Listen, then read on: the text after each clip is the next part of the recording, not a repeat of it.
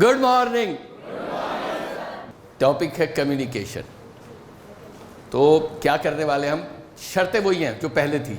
सवाल पूछते रहिए, मुश्किल सवाल पूछते रहिए, हर तरह का सवाल।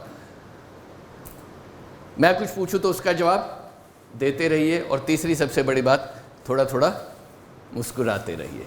ठीक है, सब लोग तैयार है? ऑलराइट। तो कम्युनिकेशन ना बड़ा गजब का काम है, दुनिया कर रही है, आप सबको आता है। उस दिन मैं बहुत कुछ बता चुका हूँ। तो कम्युनिकेशन कई तरह का होता है, आप भी समझते हैं। पूरा और अधूरा। सिर्फ सच कह देना काफ़ी नहीं है, अधूरा सच कहना भी गड़बड़ है। एक जहाज, आप सब लोग जानते हैं, शिप पर जो लोग काम करते हैं उनको सेलर्स कहते हैं। जानते हैं सब लोग? आवाज़, सब लोग जानते हैं ना? तो वहाँ क्या होता है, हर एक आदमी बारी बारी दिन का रोस्टर लिखता है हर एक के नाम के आगे कि उसने आज क्या किया। किसी एक की जिम्मेवारी नहीं है, किसी एचआर वाले की या किसी बॉस की। एक दिन कैप्टन लिखेगा, दूसरे दिन वाइस कैप्टन लिखेगा, तीसरे दिन इंजन मैन लिखेगा, चौथे दिन सेलर लिखेगा, और सब एक दूसरे का काम लिखते हैं। तो उससे फेयरनेस बनी रहती है हाई सीज पर। तो उसमें ये होता है कि एक दिन पीएन की भी बारी आती है, सफाई कर्मचारी की भी बारी आती है, सबको रोज लिखना होता है कि आज इस आदमी ने क्या क्या काम किया। गिने चुने लोग होते हैं। तो एक दिन एक सेलर ने थोड़ा ड्रिंक ले लिया, थोड़ा सा अकेलापन था, कुछ परेशानी थी, तकलीफ में थी, तो थोड़ा सा बहक गया। तो सेलर, उसके कैप्टन ने उस दिन उसके नाम के लिख दिया कि आज सेलर ने दारू पी और ये बहक गया। तो सेलर ने, और सबको फिर अपने नाम के आगे साइन करना पड़ता है कि जो इसने लिखा है वो ठीक है। तो सेलर कैप्टन के पास गया, कहता सर ये आप अधूरी बात लिख रहे हो, ये सच अधूरा है। कहता क्या मतलब अधूरा है? कहता सर आप ये लिखो कि आज इसने दारू पी, मैंने मना नहीं कर रहा कि मैंने पी और मैं बहक गया, आप लिखो, लेकिन साथ ये भी लिखो कि ये 3 साल से मेरे साथ काम कर रहा है और ये पहली बार ऐसा हुआ। कैप्टन कहता मैं किस दिन का रिकॉर्ड लिख रहा हूँ? आज का। आज तूने दारू पी और तू आज बहक गया, मैंने आज की बात लिखी, आज का सच ये है। कहता सर ये पूरा सच नहीं। कहता बस आज का सच ये है, मैंने लिख दिया। बहुत मैं समझाया, नहीं माना। एक दिन सेलर की बारी आई लिखने की, तो उसने कैप्टन के नाम के आगे लिख दिया कि आज कैप्टन ने दारू नहीं पी। आज कैप्टन ने दारू। कहता इसका क्या मतलब निकलेगा? कि सर आज का सच तो यही है। आज का सच तो यही है। तो कम्युनिकेशन सही होकर और सच होकर भी अधूरा है तो गड़बड़ हो जाने की संभावनाएं हैं, और ये भारी दिक्कतें हमारे रिश्तों में करती हैं और बहुत सारी गड़बड़ें होती हैं। आज मैं क्या क्या बताने वाला हूँ, मीनू कार्ड आपको पेश कर देता हूँ। मैं आपको वो विधाएं सिखाने वाला। कितने लोग शादीशुदा हैं, जरा हाथ खड़ा करें। वेरी गुड, आपकी लॉटरी खुलने वाली है, और जो कुंवारे हैं उनकी तो ऐश होने वाली है, क्योंकि मैं आपको वो सब सिखाऊंगा जो करना है। गुस्सा कैसे करना है, आई लव यू कैसे बोलना है, तारीफ कैसे करनी है, क्रिटिसाइज कैसे करना है, कॉमा फुल स्टॉप समेत। ऐसा जीवन साथी है, ऐसा फियांसी है जो बात बात में मुंह बनाकर बैठ जाता है, इसको कैसे ठंडा रखे। बात समझ आ रही है? ऐसा कोई सीनियर है जो बात बात में गुस्सा करता है, गाली देता है, उससे कैसे निपटे। ऐसा कोई सबॉर्डिनेट है जो सुनता नहीं, उससे कैसे निपटे। ये सारे कम्युनिकेशन का हिस्सा हैं। बहस से कैसे बचे, बहस करें तो कैसे करें, और ये सारे। और पहले हिस्से में अपन कम्युनिकेशन निपटाएंगे, दूसरे में प्रेजेंटेशन। प्रेजेंटेशन एक बड़ी इंपॉर्टेंट स्किल है। आजकल मुख्यमंत्री भी अपने सब अधिकारियों को कहता है प्रेजेंटेशन दो यार, क्या है, हर जगह प्रेजेंटेशन देनी है, कस्टमर सर्विस में प्रेजेंटेशन देनी है, ग्राहक को प्रेजेंटेशन देनी है, और जीवन भर आप प्रेजेंटेशन देते रहते हैं। वो सब आपको हम सिखाएंगे। मेरा वायदा तो नहीं है, मतलब दावा नहीं है, वायदा है कि जब तक शाम खत्म होगी अगर आप साथ लगे रहे तो कुछ ऐसा सीख के जाएंगे जैसे आप, जो जीवन भर आपके काम आएगा। तो सब लोग तैयार? तो शुरू करिए। पहले मुझे बताइए कि हम कम्युनिकेट कैसे कैसे करते हैं। कैसे कम्युनिकेट करते हैं? बात करके, बोलकर। बोलने का दूसरा हिस्सा क्या है? और बोलने का दूसरा हिस्सा क्या है? सुनना।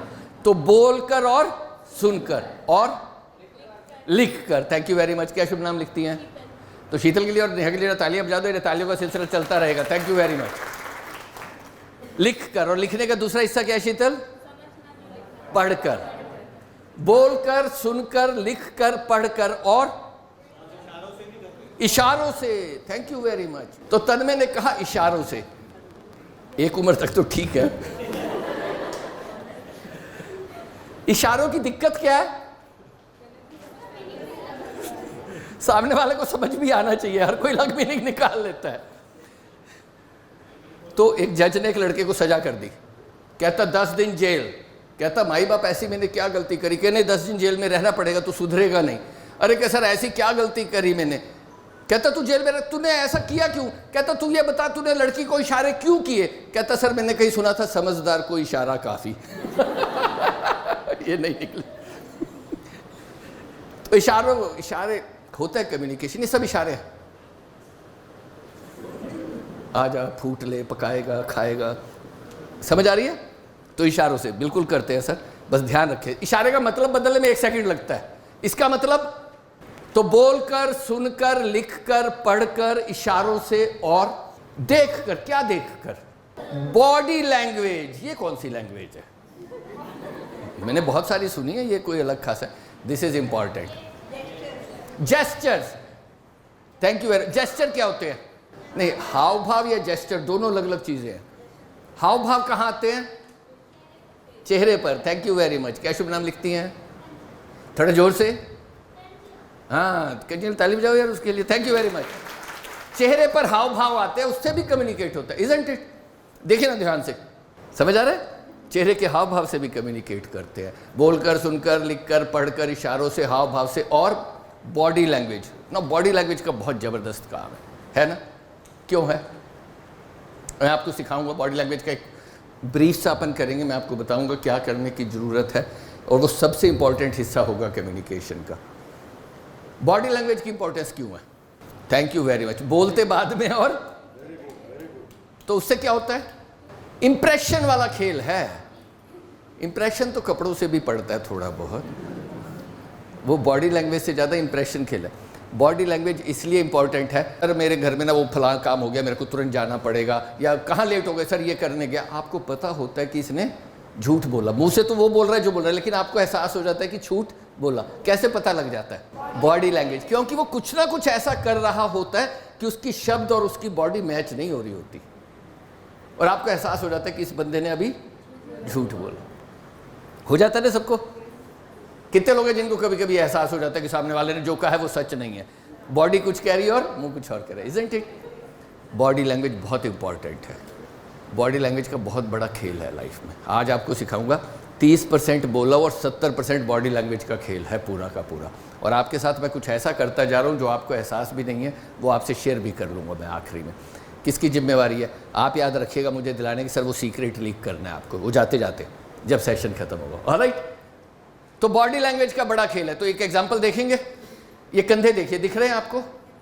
ये कंधे 10 डिग्री हिलेंगे और बॉडी लैंग्वेज बदल जाएगी, ठीक है? 10 डिग्री ये कंधे झुके तो कैसे हो गए? सीधे हुए, कॉन्फिडेंट। गुड मॉर्निंग, कम्युनिकेशन की बात करेंगे, सुन लेते हैं अपने बाप का क्या जाता है, नहीं तो फोन कान के लगा के आया फोन आएगा नहीं। कॉन्फिडेंट, ढीला ढक्कन, कॉन्फिडेंट। 10 डिग्री पीछे, गुड मॉर्निंग, आपको कम्युनिकेशन सिखा। अबे साले जाना, सारी उम्र बीत गई हमें करते हुए, तू क्या सिखाएगा? एरोगेंट। बात समझ आ रही है आपको? आपकी बॉडी लैंग्वेज आज जब मैं आपको सिखाऊंगा, आपको सडनली समझ आएगा कि कहाँ गड़बड़े हो रही हैं और क्या ठीक करने की जरूरत है। Body language is important. तो बोलकर, सुनकर, लिखकर, पढ़कर, इशारों से, बॉडी लैंग्वेज से, हाव भाव से। हाव भाव में सबसे इंपॉर्टेंट क्या है? फेस में भी क्या? आपकी आंखें और आपकी स्माइल, इजंट इट? स्माइल सबसे आसान काम है।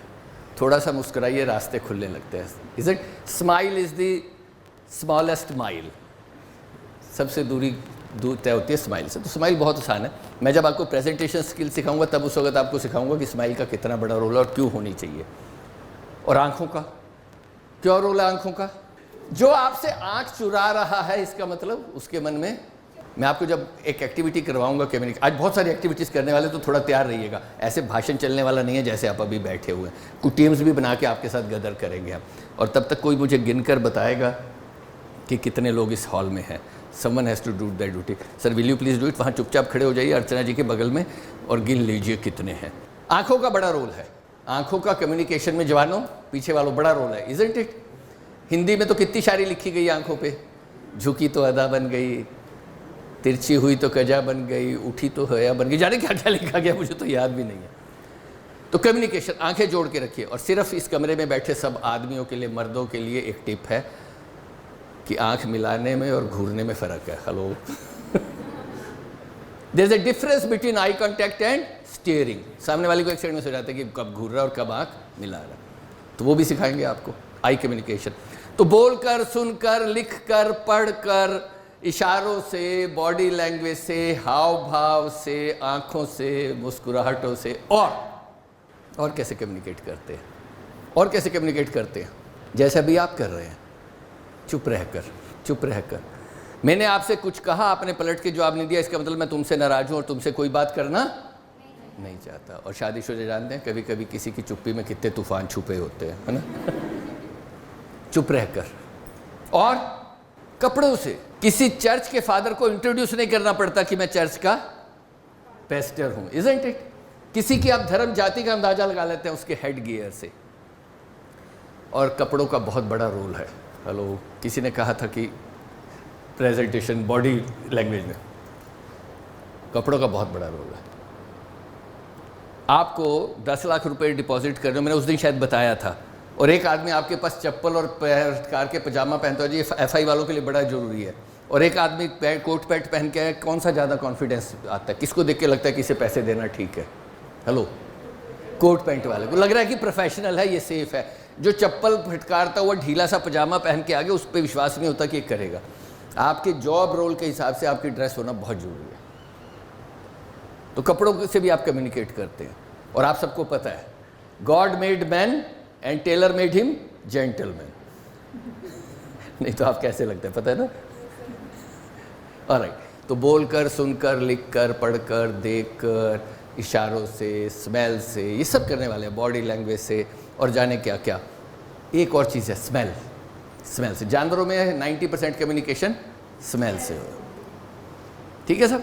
तो ये सारे इसमें, अब मुझे सिर्फ ये बताइए कि इसमें सबसे इंपॉर्टेंट कम्युनिकेशन का कौन सा ढंग है? बोलना। Alright, listening. बोलना किसने बोला? आपने। और लिसनिंग आपने। क्या शुभ नाम लिखती है? सौम्या एंड जरा दोनों के लिए नम्रता और सौम्या के लिए ताली बजाएं। Thank you very much. Namrata ने कहा बोलकर और सौम्या ने कहा सुनना सबसे जरूरी है। हम पता लगाएंगे, हमें जल्दी क्या है, ठीक है ना। यहां तक कोई सवाल किसी के मन में?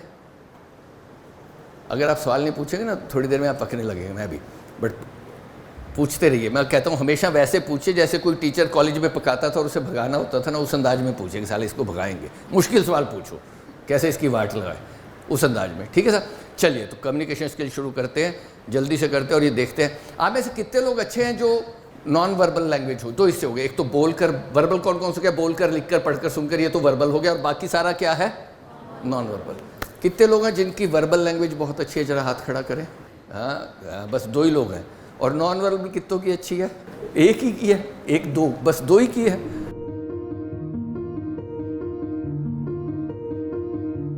Be careful of the words that you use in your life, every single word. Repeat इसको दूसरे ढंग से करता हूँ। अगर आप सब 100 लोग मेरी बात ध्यान से सुन रहे हैं, सर पीछे तक मुंडी हिलाइए, सबको सुनाई दे रही है ढंग से?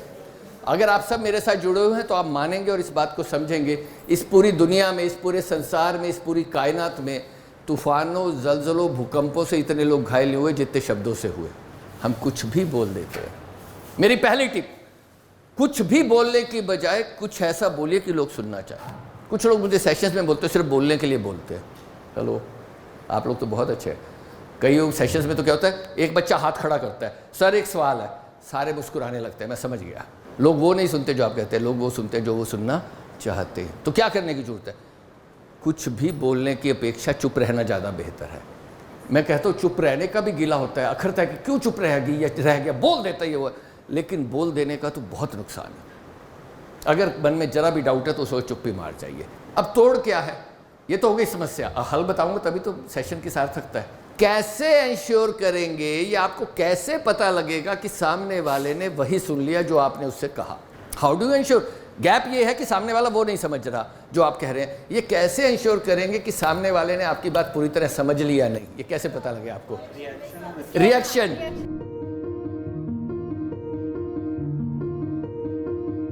रिस्पॉन्स उसका,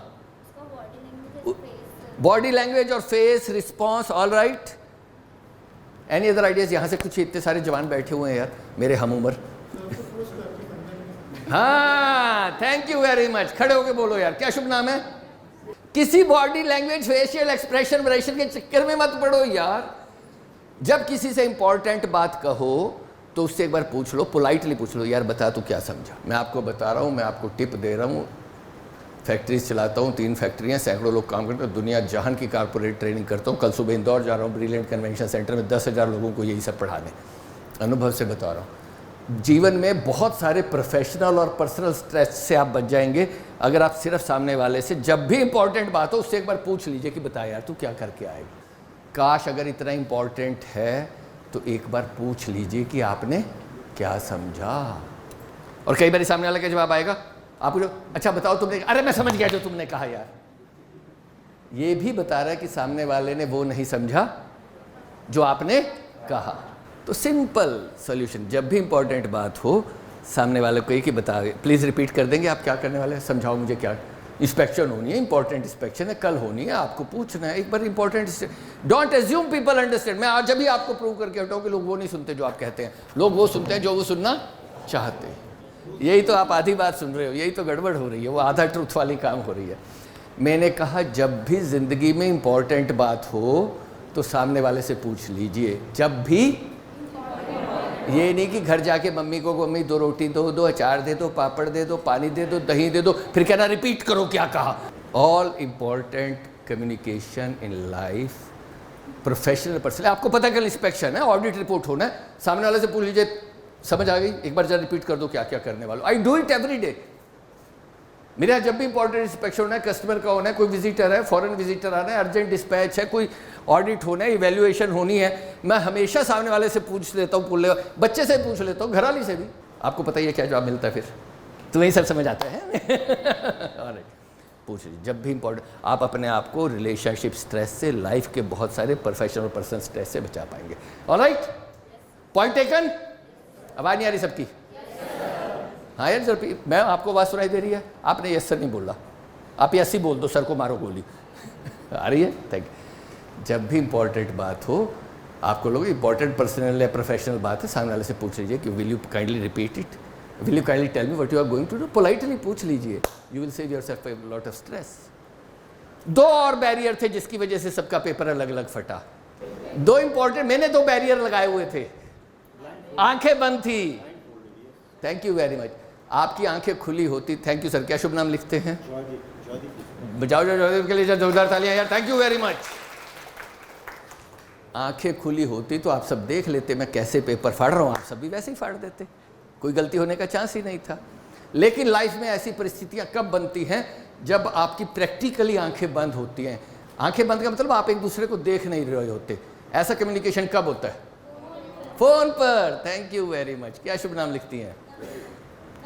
नहीं, नम्रता की बगल वाली अक्षय। जाए अक्षय, तालीम जाओ यार, बेहतरीन। जब आप फोन पे बात करते हैं तो सामने वाले को सिर्फ आवाज़ सुनाई देती है, चेहरा नहीं, और बात का बतंगड़ बनता है। मेरा चेहरा देखिए और एक ही लाइन को 2 तरह से सुनिए, आपको देखकर समझ आएगा कि एक बार फ्रेंडली था और एक बार एंग्री टोन में था। यार हद करते हो, यार हद करते हो। एक शायद फियांसी से कहा जा रहा है, दूसरा किसी एम्प्लॉय से कहा जा रहा है गुस्से में। बात समझ आ रही है? लेकिन सामने वाले को क्या सुनाई दे रहा है फोन पे? यार हद करते हो। अब वो जो चाहे मतलब निकाल ले। टिप नंबर 2, 3 जो भी है, जीवन की रिलेशनशिप की इंपॉर्टेंट बात कभी भी फोन पे नहीं करनी। आई रिपीट, ये हमारे रिश्तों में कम्युनिकेशन की एक भारी दिक्कत है। हम face to face confrontation avoid करना चाहते हैं। क्यों करना चाहते हैं? बात बढ़ जाएगी, और उस चक्कर में बात नहीं करते, और करते हैं तो फ़ोन पे मैसेज डाल देते हैं, बात करते हैं। मैं बहुत सारी रिलेशनशिप प्रॉब्लम सॉल्व कर रहा हूँ जो कि व्हाट्सएप के मैसेज की वजह से या फ़ोन पे की गई बातों की वजह से है। आई रिपीट, ये हम सब बहुत बड़ी गलती करते हैं। रिलेशनशिप की इम्पॉर्टेंट इमोशनल कम्युनिकेशन लाइफ में कभी भी never ever to be done on phone. चेहरा नहीं दिखता है, कुछ के कुछ मतलब निकलते हैं। मैं एक्चुअल में 1-2 ऐसे केसेस में डील कर रहा हूँ जहाँ पे बात का बतंगड़ सिर्फ व्हाट्सएप मैसेज की वजह से बन गया, और आपकी ज़िंदगी में कभी ना कभी ऐसी घटना निश्चित रूप से घटी होगी। Now this has created a big problem. Just did you see क्या कहना चाह रहा हूँ मैं? हर वो कम्युनिकेशन पर्सनल और प्रोफेशनल जहाँ पर सवालों की गुंजाइश नहीं है वहाँ पर पक्का है कुछ गड़बड़ होना। देखिए रिश्तों में जो क्वेश्चन पूछते हैं, प्रोफेसर जो क्वेश्चन पूछते हैं वो कहते हैं आई केयर, 1 2 मैं तुम्हारे साथ जीवन बिताना चाहता हूँ, बितानी चाहती हूँ, तुम्हारे साथ काम करना चाहता हूँ, करना चाहती हूँ, तुम्हारे इस बिहेवियर से मुझे तकलीफ है, प्लीज़ इसे ठीक कीजिए। कम्युनिकेशन में हमेशा सवालों की गुंजाइश रखिए और जो लोग सवाल पूछ रहे हैं वो आपको एक मौका दे रहे हैं, प्लीज़ इसको ठीक कीजिए। एनी रिलेशनशिप जहाँ सवालों की गुंजाइश नहीं है वहाँ डेफिनेटली गड़बड़ होगी देर सवेर। सर दिक्कत पता क्या है, कल्चरली बचपन से इन सब जवानों को सिखाया गया, लड़के लड़कियों को सवाल नहीं पूछना, जो मम्मी कह रही वो करो, जो पापा कह रहे वो करो, जो बॉस कह रहा है वो करो, जो अंकल कह रहे आंटी कह रहे चचा कह रहे वो करो, सवाल मत पूछो। और सवाल ना पूछने से कितनी गड़बड़ होती है। और प्रोफेशनली सही सवालों से सही जवाब निकलते हैं। आपको प्रोफेशनली सिखाता हूँ सवाल कितने इंपॉर्टेंट है। सवाल पूछने की गुंजाइश रखिए। और निजी रिश्तों में भी कम्युनिकेशन में सवाल की गुंजाइश होनी ही चाहिए।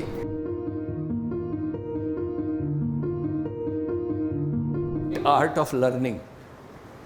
फिर वो जो दूसरा होता है उससे वेंडर उसी की नॉलेज से उसको खींच लेते हैं। अरे यार ये तो ऐसे होता है, तुम क्या बता रहे हो, अब इसमें कैसे होगा, अच्छा तुम बताओ इसमें क्या जो मुझे नहीं पता वो क्या एडिशन है। वो कहता है सर ऐसे नहीं, ये माल हमारा इसलिए अच्छा है, फलाना ठिकाना, हमारी सर्विसेज ले लो, हमारी एफआई ले लो, हमारा ये कर लो। तीसरे को उसी से रगड़ते हैं। Managers become knowledgeable just by asking questions and why should not your younger brother sister you yourself B that way, क्यों नहीं। तो सवाल पूछने की गुंजाइश रखिए। सवालों की गुंजाइश मैं फिर कह रहा हूँ 3 बातें करती है। पहला, सामने वाला इन्वॉल्व है, ही केयर्स, ही और शी केयर्स। दूसरा, they want to give you a chance. तीसरा, वो एक तरह से ये कह रहे हैं कि भैया I want to work here, I want to stay with you, मुझे इस व्यवहार से तकलीफ होती है, कृपया इसे बदल लीजिए। उनको ये कहना नहीं आता, वो ये कहते हैं तुम ऐसा क्यों करते हो, वो क्या जानते हैं दूसरा और क्या करूँ, करता रहूँ जो कर सकता हूँ, and we have a problem. सवालों की गुंजाइश रहने दीजिए। एक जरा सी एक्टिविटी में हमने देखा कितनी नुआंसेस हैं कम्युनिकेशन में, भारी दिक्कत है। अधूरे communications, not asking questions, not asking leading questions can cause a lot of trouble. तो कम्युनिकेशन में ध्यान रखिए। कितने लोग हैं जो गाड़ी चलाते हैं, तो शब्दों का बहुत बड़ा रोल है, मैं रिपीट करता हूँ, thank you very much. Be careful of the words you use. चुप रह जाना बेहतर है, कुछ भी मुंह में आएंगे तो कुछ बोल। मैं अभी एक ऑफिसर्स का सेशन ले रहा था वल्लभ भवन में, एक ऑफिसर उठा, कहता सर जो मुंह में आता है वो बोल देता हूं। मैंने कहा एक दिन वो सुनोगे जो सुनना। से what ever you choose, always choose what you से। हेलो, ही सेड आई से वट आई चूज, जो मुंह में आता है बोल दो। No, I said always choose what you say. बोलने की खातिर मत बोलिए, तब बोलिए कि लोग सुनना। तो मैं आपको कम्युनिकेशन का एक बेहतरीन, वो लाइफ चेंजिंग होगा, मेरा चैलेंज है कि वो आप कमरे से निकल के लगाना शुरू करेंगे और आपकी लाइफ बदलनी शुरू हो जाएगी। Are you all ready? तो अभी एक एक्टिविटी करते हैं। भैया जी कितने लोग हैं? एक और वो पीछे से फिल्म आ गई बाद में, वो ऐड कर ली। तो हम ना 2 हिस्सों में करेंगे। 52 लोगों को मैं अलग करूंगा, उनको पत्ते दूंगा। एक तो ये जेंडर बायस अपन थोड़ा सा ख़त्म करेंगे, फिर आपके ग्रुप बनाएंगे, थोड़ा सा गदर करेंगे। ऑलराइट? तो कम्युनिकेशन और उसके लिए करना है कि अच्छा आपको ना मैं बड़ा बेहतरीन सा आसान सा काम देता हूँ, इधर आओ यार, तुम मेरे असिस्टेंट ही बन जाओ आज के लिए। कभी कभी तो स्माइल रोकनी भी पड़ती है। I mean this is important part of communication. हर वक्त स्माइल करने वाला। एक टिप दे देता हूँ स्माइल पे। कम्युनिकेशन की ऐसी सी टिप्स दूंगा जो आपको किसी ने दी होगी। कुछ लोग हमेशा मुस्कुराते रहते हैं, ऐसा होते हैं ना, जैसे अभी आपके लिए कहा, होते हैं कई लोग होते हैं जो कंटिन्यूस मुस्कुराते हैं। आपको एक टिप देता हूँ, मुस्कुराहट का जादू है।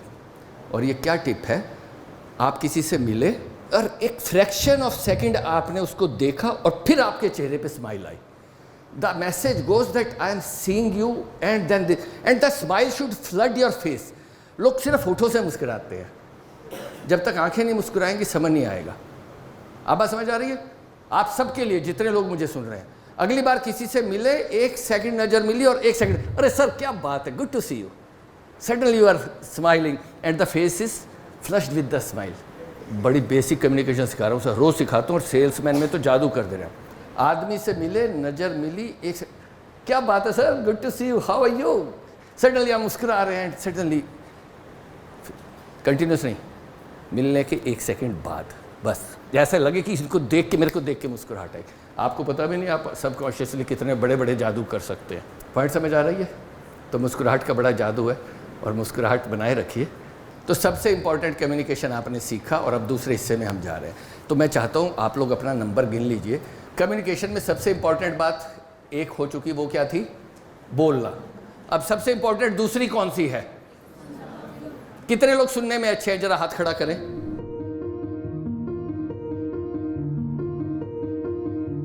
अच्छा, what is difference between hearing and listening? What is अंग्रेजी के दो शब्द हैं, हियरिंग और दूसरा क्या है? तो what is difference between hearing and listening? Listening means understanding और हियरिंग का मतलब बस सुन लो, कोई भी साउंड आए उसको सुन लो। Thank you very much. क्या शुभ नाम है? सुनीत एंड, अरे जोरदार ताली बजाओ हियरिंग के लिए। Thank you very much. Hearing मतलब कुछ भी आवाज़ें आ रही है, पंखे की आ रही है, कोई बाहर से निकल गया, कुछ हो गया, ये सब हियरिंग है। जो भी आपको आवाज़ें बिना कॉन्शियस सुनाई, जोर लगाए सुनाई दे रही है, वो है हियरिंग। और जो आप ध्यान लगाकर सुन रहे हैं वो क्या है? तो आपके मैं नंबर गिनवाऊंगा और आपको अपना नंबर याद रखना है। कर लेंगे? इतना तो आसान काम है, कोई बहुत मुश्किल काम है नहीं। आपको पेपर पेन रखे, उसके बाद आपको एक्चुअल में पॉइंट्स नोट करवाऊंगा और आप सबको वो करने हैं। ऑलराइट, ये एक्टिविटी चाहे अपन थोड़ी डिले कर ले, 5-10 मिनट चलेगा। गिनना शुरू करो, अपना नंबर याद रखना है। ऑलराइट, तो शुरू कीजिए। अपना नंबर याद रखना है और जब दोबारा यही नंबर आएगा तो खड़े होकर उसको देख लेना है, ताक लेना है वो कौन है। ठीक है? 1 2 3 4 43 ये है, 44 46 होल्ड ऑन, 47 पे होल्ड ऑन हो गया। राइट, अब दोबारा से 1 गिनना है और भैया अपने अपने नंबर वाले को आप सबने खड़े होकर देख लेना है ताकि बाद में हमें ढूंढा ढंडाई ना मचानी पड़े। अच्छा मत करो आप, मैं करवा लूँगा आपसे। शुरू कीजिए सर। 1 44, ओ भाई ये 91 45। और राइट, 2 लोग बच गए जो हैं 40। आपका नंबर क्या है सर आखिरी? 44। और यहाँ पर हमने लास्ट नंबर क्या गिना? 3 का क्या होगा? तो आप दोनों जो 46 हो गए। ठीक है सर। 45 किसका था? मैं भी 45 हो गया। ठीक है, अपन दोनों 45 हो गए। अब वो उसका छोड़ो यार, उसको वो मेरी जगह आ जाएगा जब आएगा। तो जो ये पीछे वाले 47 है ना, ये जरा बाहर खड़े हो जाए जाके, जल्दी से उठ लो। बाकी मैं ताकि आपको बताऊं क्या करें। जल्दी से जाइए सर बाहर। आप भी चले जाइए, आप 46 हो, आप भी। हाँ 46, वो 46 है। जल्दी से बस यहाँ वाले बैठे रहे, जल्दी से जाओ यार बाहर, टाइम नहीं है। ऑलराइट, यहाँ वाले मेरी बात को सुनेंगे, क्या करने की जरूरत है। जरा जल्दी जल्दी फाइल आउट हो जाए। तो करना ये है, आपने 2-3 मिनट लेने हैं, मैं तब तक इनको बाहर रोक के रखूँगा। ठीक है? आपने कोई जीवन की एक ऐसी घटना सोचनी है या कोई ऐसी बात सोचनी है जो आपके लिए बड़ी इंपॉर्टेंट थी। यार दरवाज़ा बंद कर देना दोस्त, दौड़ के। आप रुकिए मैम, ये जाएगा बच्चा जवान दौड़। ऑलराइट, और मैं क्या चाहता हूँ आपसे, जब आप कम्युनिकेट करें वो घटना वो विविड हो, वो डिटेल्ड हो, उसको आप पूरे इमोशन से बता पाए। फॉर एग्जांपल कि मैं एक बार श्रीनगर जा रहा था, गाड़ी ख़राब हो गई। गाड़ी कौन से रंग की थी, कौन कौन लोग साथ थे, मौसम कैसा था, आपको क्या लग रहा था, ख़राब हो गई, फिर वहाँ पेड़ गिर गए, जाम लग गया, 4 घंटे फंसे रहे, क्या किया, या कोई और घटना घटी, या कोई घर में दुर्घटना हो गई, कोई नहीं रहा, कोई जुड़ गया, कोई ब्रेकअप हो गया, कोई जॉब मिला था जहाँ आपको काम करना पड़ा था। वो नैरेटिव आपका 2, 4, 5 मिनट लंबा हो और वो डिटेल्ड हो। मैं आपको 5 मिनट दे रहा हूँ, आप आराम से उस घटना को सोच लीजिए और फिर क्या करना है, आपने अपनी कुर्सी से उठ जाना है और अपने सामने एक कुर्सी लगा लेनी है। जब मैं उनको अंदर भेजूंगा तो उसको बताना है। थोड़ा इंपॉर्टेंट रहने वाला है, डिटेल्ड में रहने वाला है, तो कृपया तैयार रहिएगा और ध्यान भी दीजिएगा। Alright, ready everyone? ओके। अंदर वालों से अपेक्षा है कि वो अब बताना शुरू करेंगे। आपका समय शुरू होता है अब। चलिए शुरू हो जाइए। होल्ड ऑन, मेरे कहने से भी अखर रही है। होल्ड ऑन, वो भी नहीं सुन रही, कॉमेडी बना दिया, उसमें भी हंस रहा है। और क्या महसूस हो रहा था, इमोशन क्या आ रही थी जब सामने वाला सुन नहीं रहा था? भड़ास निकल रही थी, गुस्सा भी आ रहा था, सुन नहीं रहा। एक दो को तो मैं देख रहा था उसको खींच रहे, सुनना, अबे सुन और सामने वाला सुन नहीं रहा। आप ये कर रही थी, उसको सुनना, सुन ध्यान दीजिए क्या क्या इमोशन आ रहे थे जब सामने वाला सुन नहीं रहा था। चिड़चिड़ा, सुनना नहीं चाहते, गुस्सा, भड़ास आ रही थी, इंटरेस्ट नहीं आ रहा था, सुनाना बंद कर दिया कि इसको सुनाने से कोई फ़ायदा नहीं है, इंसल्टेड फील हो रहा था, मुश्किल से कोई बात बताने को निकाली, अगला समझ नहीं रहा, मुस्कुरा। हाँ, तो एक तो मुच्छड़ बिठा दिया। अबे ओए सुन, तन्मय, आप तन्मय की बात का मतलब समझ गए? मेरे को आशा है कि यहाँ बैठे हुए 94 लोगों को आज ये समझ आया कि ना सुनना ज़िंदगी में कितनी बड़ी मुसीबत है। आप भी यही करते हैं। सामने वाला बैठा होता है, घर में बैठे होते हैं, जीवन साथी, दोस्त, बच्चे, छोटा भाई, बॉस, कुलीग, खाने। हाँ क्या कह रहे हैं? क्या क्या भाई? और ये नहीं तो टीवी का रिमोट है क्या? भाई ने आउट हो गया, यार तुम या तो टीवी देख लो या मेरी सुन लो। Hello, can you feel the emotions all of.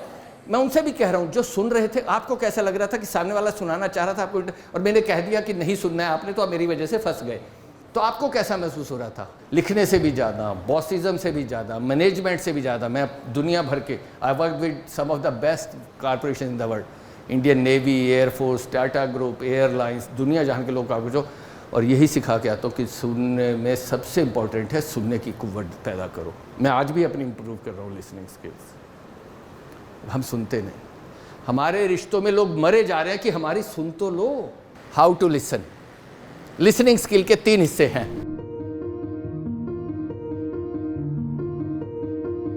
पहला, एक्टिव लिसनिंग। एक्टिव लिसनिंग, इसके नीचे 5-7 पॉइंट आएंगे और आप नोट करते चलेंगे। Active listening, active listening. Active किसे कहते हैं? जो कोई ना कोई थोड़े से एक्शन करता रहता है। एक्टिव लिसनर बनने का मतलब है आपके एक्शन से जाहिर हो कि आप सामने वाले की बात को सुन रहे हैं। वो कौन से एक्शन होंगे? पीछे वाले जवाब देंगे मुझे। वो कौन से एक्शन है जिससे लगता है कि सामने वाला आपकी बात सुन रहा है? Eye contact. Thank you very much. आप सबने अभी देखा एक्टिविटी में, जब सामने वाला आई कांटेक्ट नहीं करता तो आप बोलना बंद कर जाते हैं, आपको लगता है ये सुन नहीं रहा। ध्यान दीजिए, जब हमने एक्टिविटी की थी, जो आई कांटेक्ट बनाया तो सुना, जैसे उसने मोबाइल देखना शुरू करा या इधर उधर देखना शुरू करा, मन में क्या फीलिंग है? सुन ही नहीं रहा है, इसको नहीं बताना। आई कांटेक्ट बनाए रखिए। अगर किसी बातचीत के बाद आप सामने वाले की आंख का कलर नहीं बता पाते हो, उसकी पुतलियों का, तो इसका मतलब आपने ध्यान से नहीं सुना। एक्सप्रेशंस, कौन से एक्सप्रेशन? फेशियल, कैसे सुन रहे हैं, मुंडी हिला रहे हैं, स्माइल करने की हो सकता है बात ना हो, लेकिन कुछ और चाह रहा हूं मैं आपसे इससे।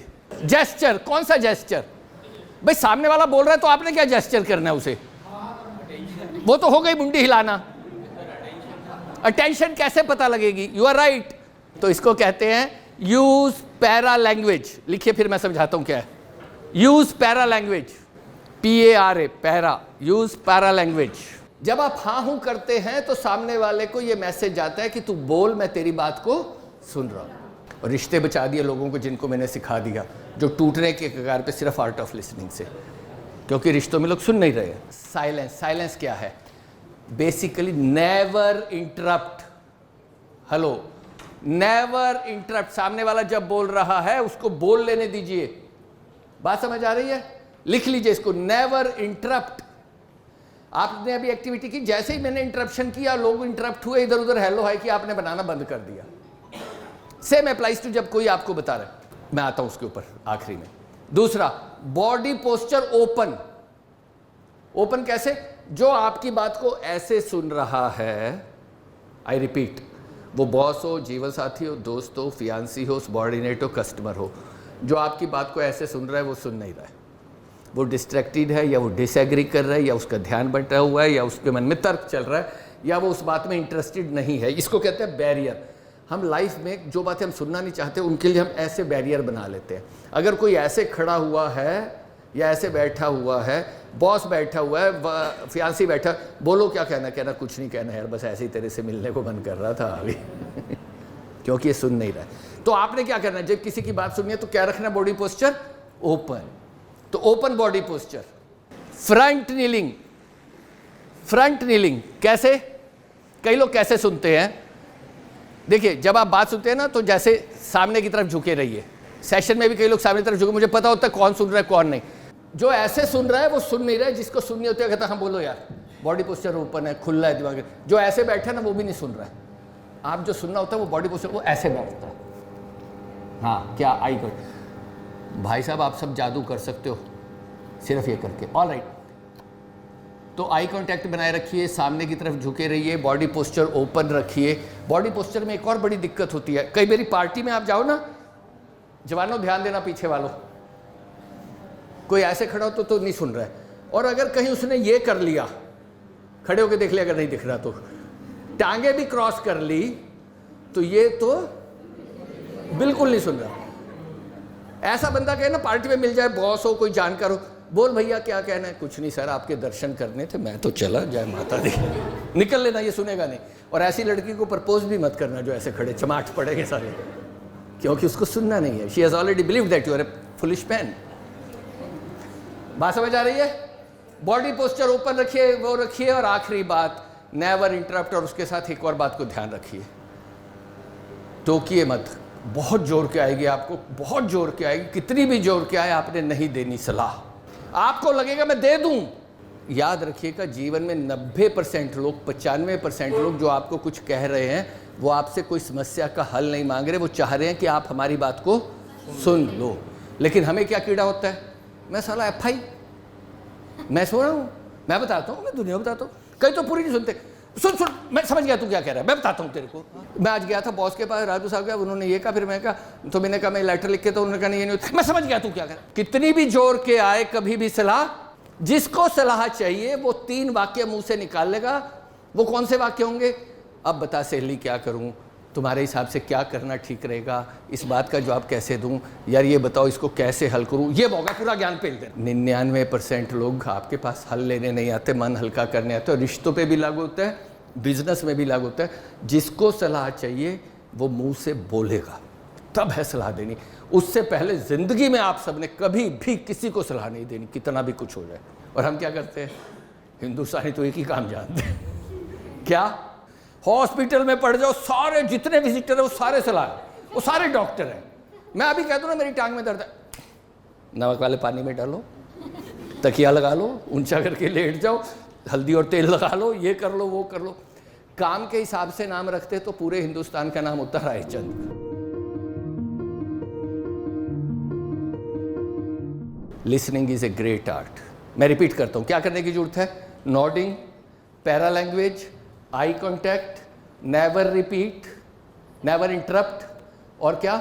सलाह, ओपन बॉडी लैंग्वेज, और फ्रंट नीलिंग, और सलाह नहीं देनी जब तक मांगी ना जाए। पॉइंट एक और टिप, कई बार क्या होता है, आपने ना बड़ा आजकल व्हाट्सएप 50 के तो हर ग्रुप का हर कोई मेंबर है ना, रोज सारे जोक सुन लेते हो आप बड़े खुश हो के आए, आपने सुबह सुबह कहा आज बड़ा तगड़ा जोक सुना, सुन सहेली तेरे को एक जोक सुनाता हूँ। एक बंदा ना भाग रहा था जंगल में, उसके पीछे शेर लग गए, तो दौड़ने लगा, तो पीछे से शेरों की टप टप आवाज़ आ रही, तो घोड़े भाग रहा था, बहुत जोर जोर की आवाज़ लगी।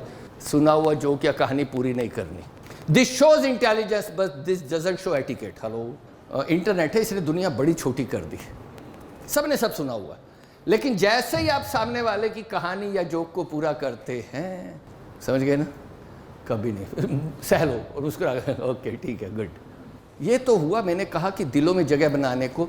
आप सब, मैं चाहता हूँ 94 पीपल सिटिंग हियर, वो उस चेहरे को याद करें जो आपको सबसे क्लोज हो, जिसको आप अपनी सारी बातें बताते हो, जिससे के प्रति आपके मन में प्यार हो, जो आपके दिल में जगह बनाए हो।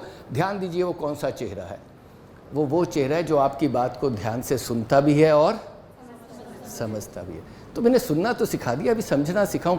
जिस दिन आपके सामने वाले के मन में आ गया कि ये मेरी बात को सुनता भी और समझता है, उस दिन आपकी किला जीत लिया आपने, उस दिन आपने दिल जीत लिया। Hello, right? तो समझता कैसे है, तो नोट कीजिए। दूसरा पॉइंट है, पहला मैंने आपको क्या बताया, एक्टिव लिसनिंग। अब दूसरा पॉइंट है reflective listening. Reflective listening, board आ गया, पेन भी आ गया, अब तो मैं भी लिख सकता हूं। किरणें गई टकराकर वापस। बस अगर आज आपने ये जादू सीख लिया, आपका काम बन गया, आपके रिश्तों में नई जान आ जाएगी अगर आज आपने सीख लिया। पहला मैंने आपको सिखाया एक्टिव लिसनिंग। अब ये वो जादू है जो दिलों में जगह जगाता है। जो मैंने कहा लोग आपको याद करेंगे, यार कब आ रही है तू सहेली पार्टी से, बॉस तो कब फ्री हो रहा है, तेरे से सलाह करनी है, यार तेरी बड़ी याद आती है, तेरी बात सुनो। ये अगर बातें आपको सुननी है तो आपको दूसरी चीज़ सीखनी है, रिफ्लेक्टिवली। रिफ्लेक्शन क्या है? सामने वाले की बात को इसी तरह ध्यान से सुनिए। ओके, हाँ, अच्छा, ओके, देन। और फिर जो सबसे इंपॉर्टेंट बात आपको लगे उसको अपने शब्दों में रिफ्लेक्ट कर दीजिए, सामने वाले को बोल दीजिए। आई रिपीट करके दिखाता हूँ। बॉस के पास गए और जैसे देखिए, जैसे ही आप ये करेंगे ना, पूरी बात सुनिए, फिर अच्छा तुम्हारा ये कहना है, तुम्हारे को लगता है कि ऐसा है। आपको पता नहीं आप क्या जादू करते हैं, सामने वाले को लगता है कि इसने मेरी बात को कितनी ध्यान से सुना और समझा, कितना अच्छा है, कितनी अच्छी है। Hello, reflective listening.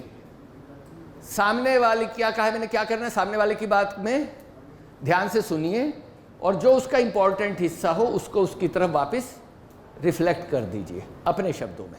बॉस के पास गए, देखो यार तुम्हारा ये डाटा नहीं पूरा, इतने केस का डाटा आ गया, ये फाइनेंस पूरा नहीं हो रहा है, ये काम नहीं हो रहा है, मुझे एक तो फाइनेंशियल डाटा दो, नए केस का डाटा दो, कौन से गाँव में अपन कवर कर रहे हैं वो सारा डाटा दो, और वो अभी अपने इंक्लूजन के लिए कुछ और डाटा बनवाया था, वो सारा कहाँ है वो बताओ, कस्टमर कितने हो गए, पिछले डाटा ग्रोथ कितनी आ गई, वो परसेंटेज दो, और ये इंपॉर्टेंट बात यह है कि तुम मुझे नए उसका पूरा सर्वे रिपोर्ट दो। अब आपने देखा कि बॉस के पॉइंट ऑफ व्यू से सबसे इंपॉर्टेंट बात कौन सी है कि एक तो नए कियोस्क का डाटा चाहिए और पुराने में क्या ग्रोथ का परसेंटेज रहा है। तो अभी तक आप क्या करते हैं, डाटा दो, यस सर, ये लेके आओ, यस सर, ये और दे देना मेरे ग्रोथ डाटा, यस सर, और नए अपन क्या जोड़ रहे हैं, कहाँ ट्रेनिंग दे रहे हैं वो भी बताना, यस सर, ठीक है कर लोगे, यस सर, और आप आ जाते हो बाहर।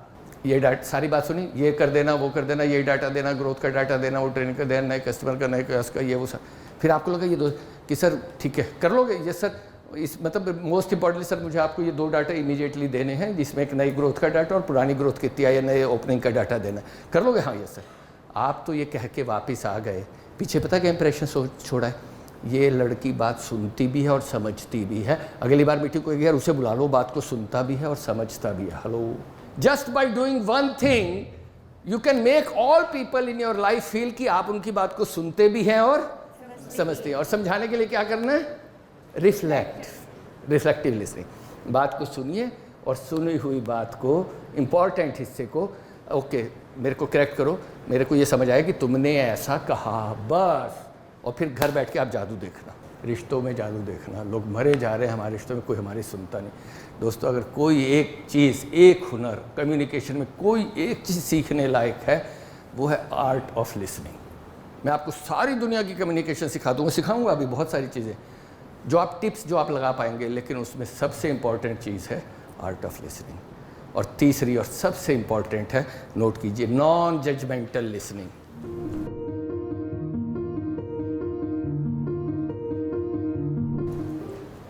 नॉन जजमेंटल लिसनिंग बहुत मुश्किल काम है, but this is where you create magic.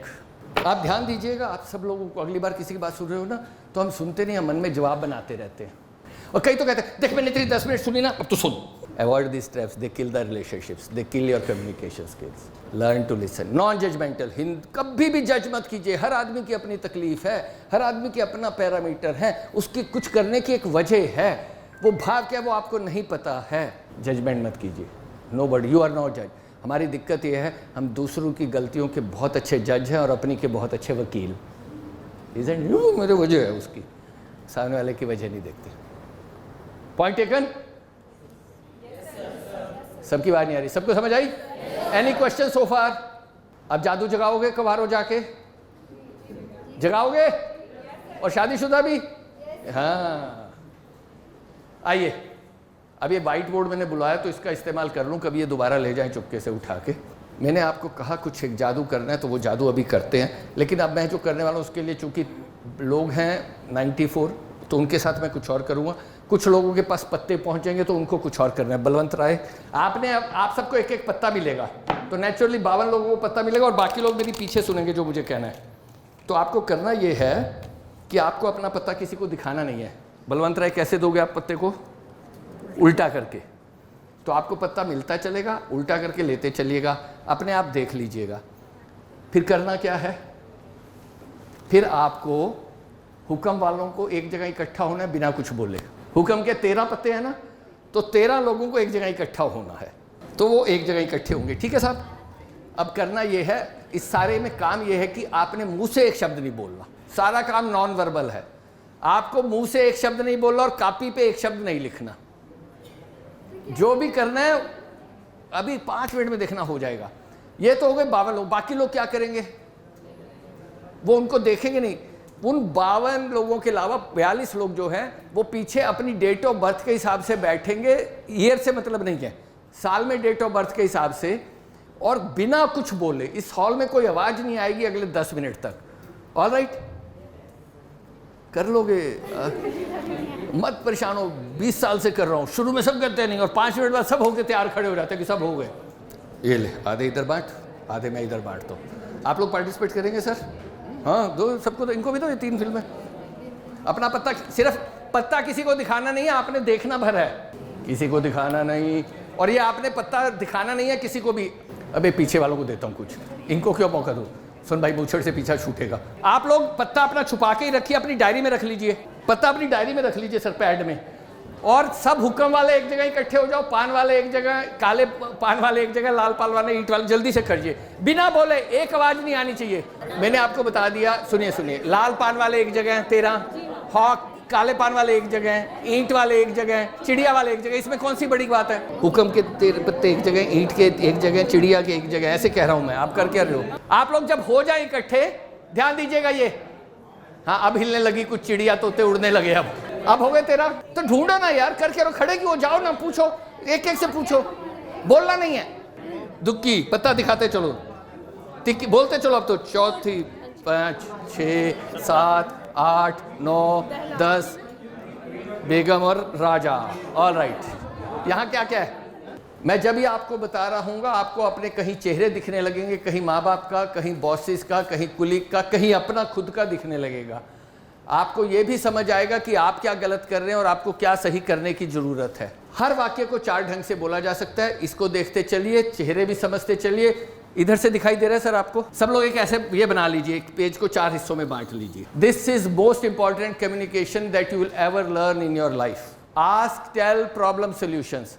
4 तरह से मैं चीजों को बोलूंगा, जो वाक्य आप कहोगे वो बोल के दिखाऊंगा, कुछ मैं अपनी तरफ से बोलूंगा। इसको हम लिख देते हैं क्वाड्रेंट नंबर 1, ये हो गया क्वाड्रेंट नंबर 2, ये हो गया क्वाड्रेंट नंबर 3 और ये हो गया क्वाड्रेंट नंबर 4। 1 2 3 4 दिखाई दे रहा है? Everyone can sit. आपको दिखाई दे रहा है सर आखिरी में? पहली तरह के कौन से लोग हैं? पहली तरह का कम्युनिकेशन कौन सा है? वो लोग हैं which keep on telling other people about their problems. ये वो लोग हैं जो दूसरों को बता रहे हैं उनकी प्रॉब्लम।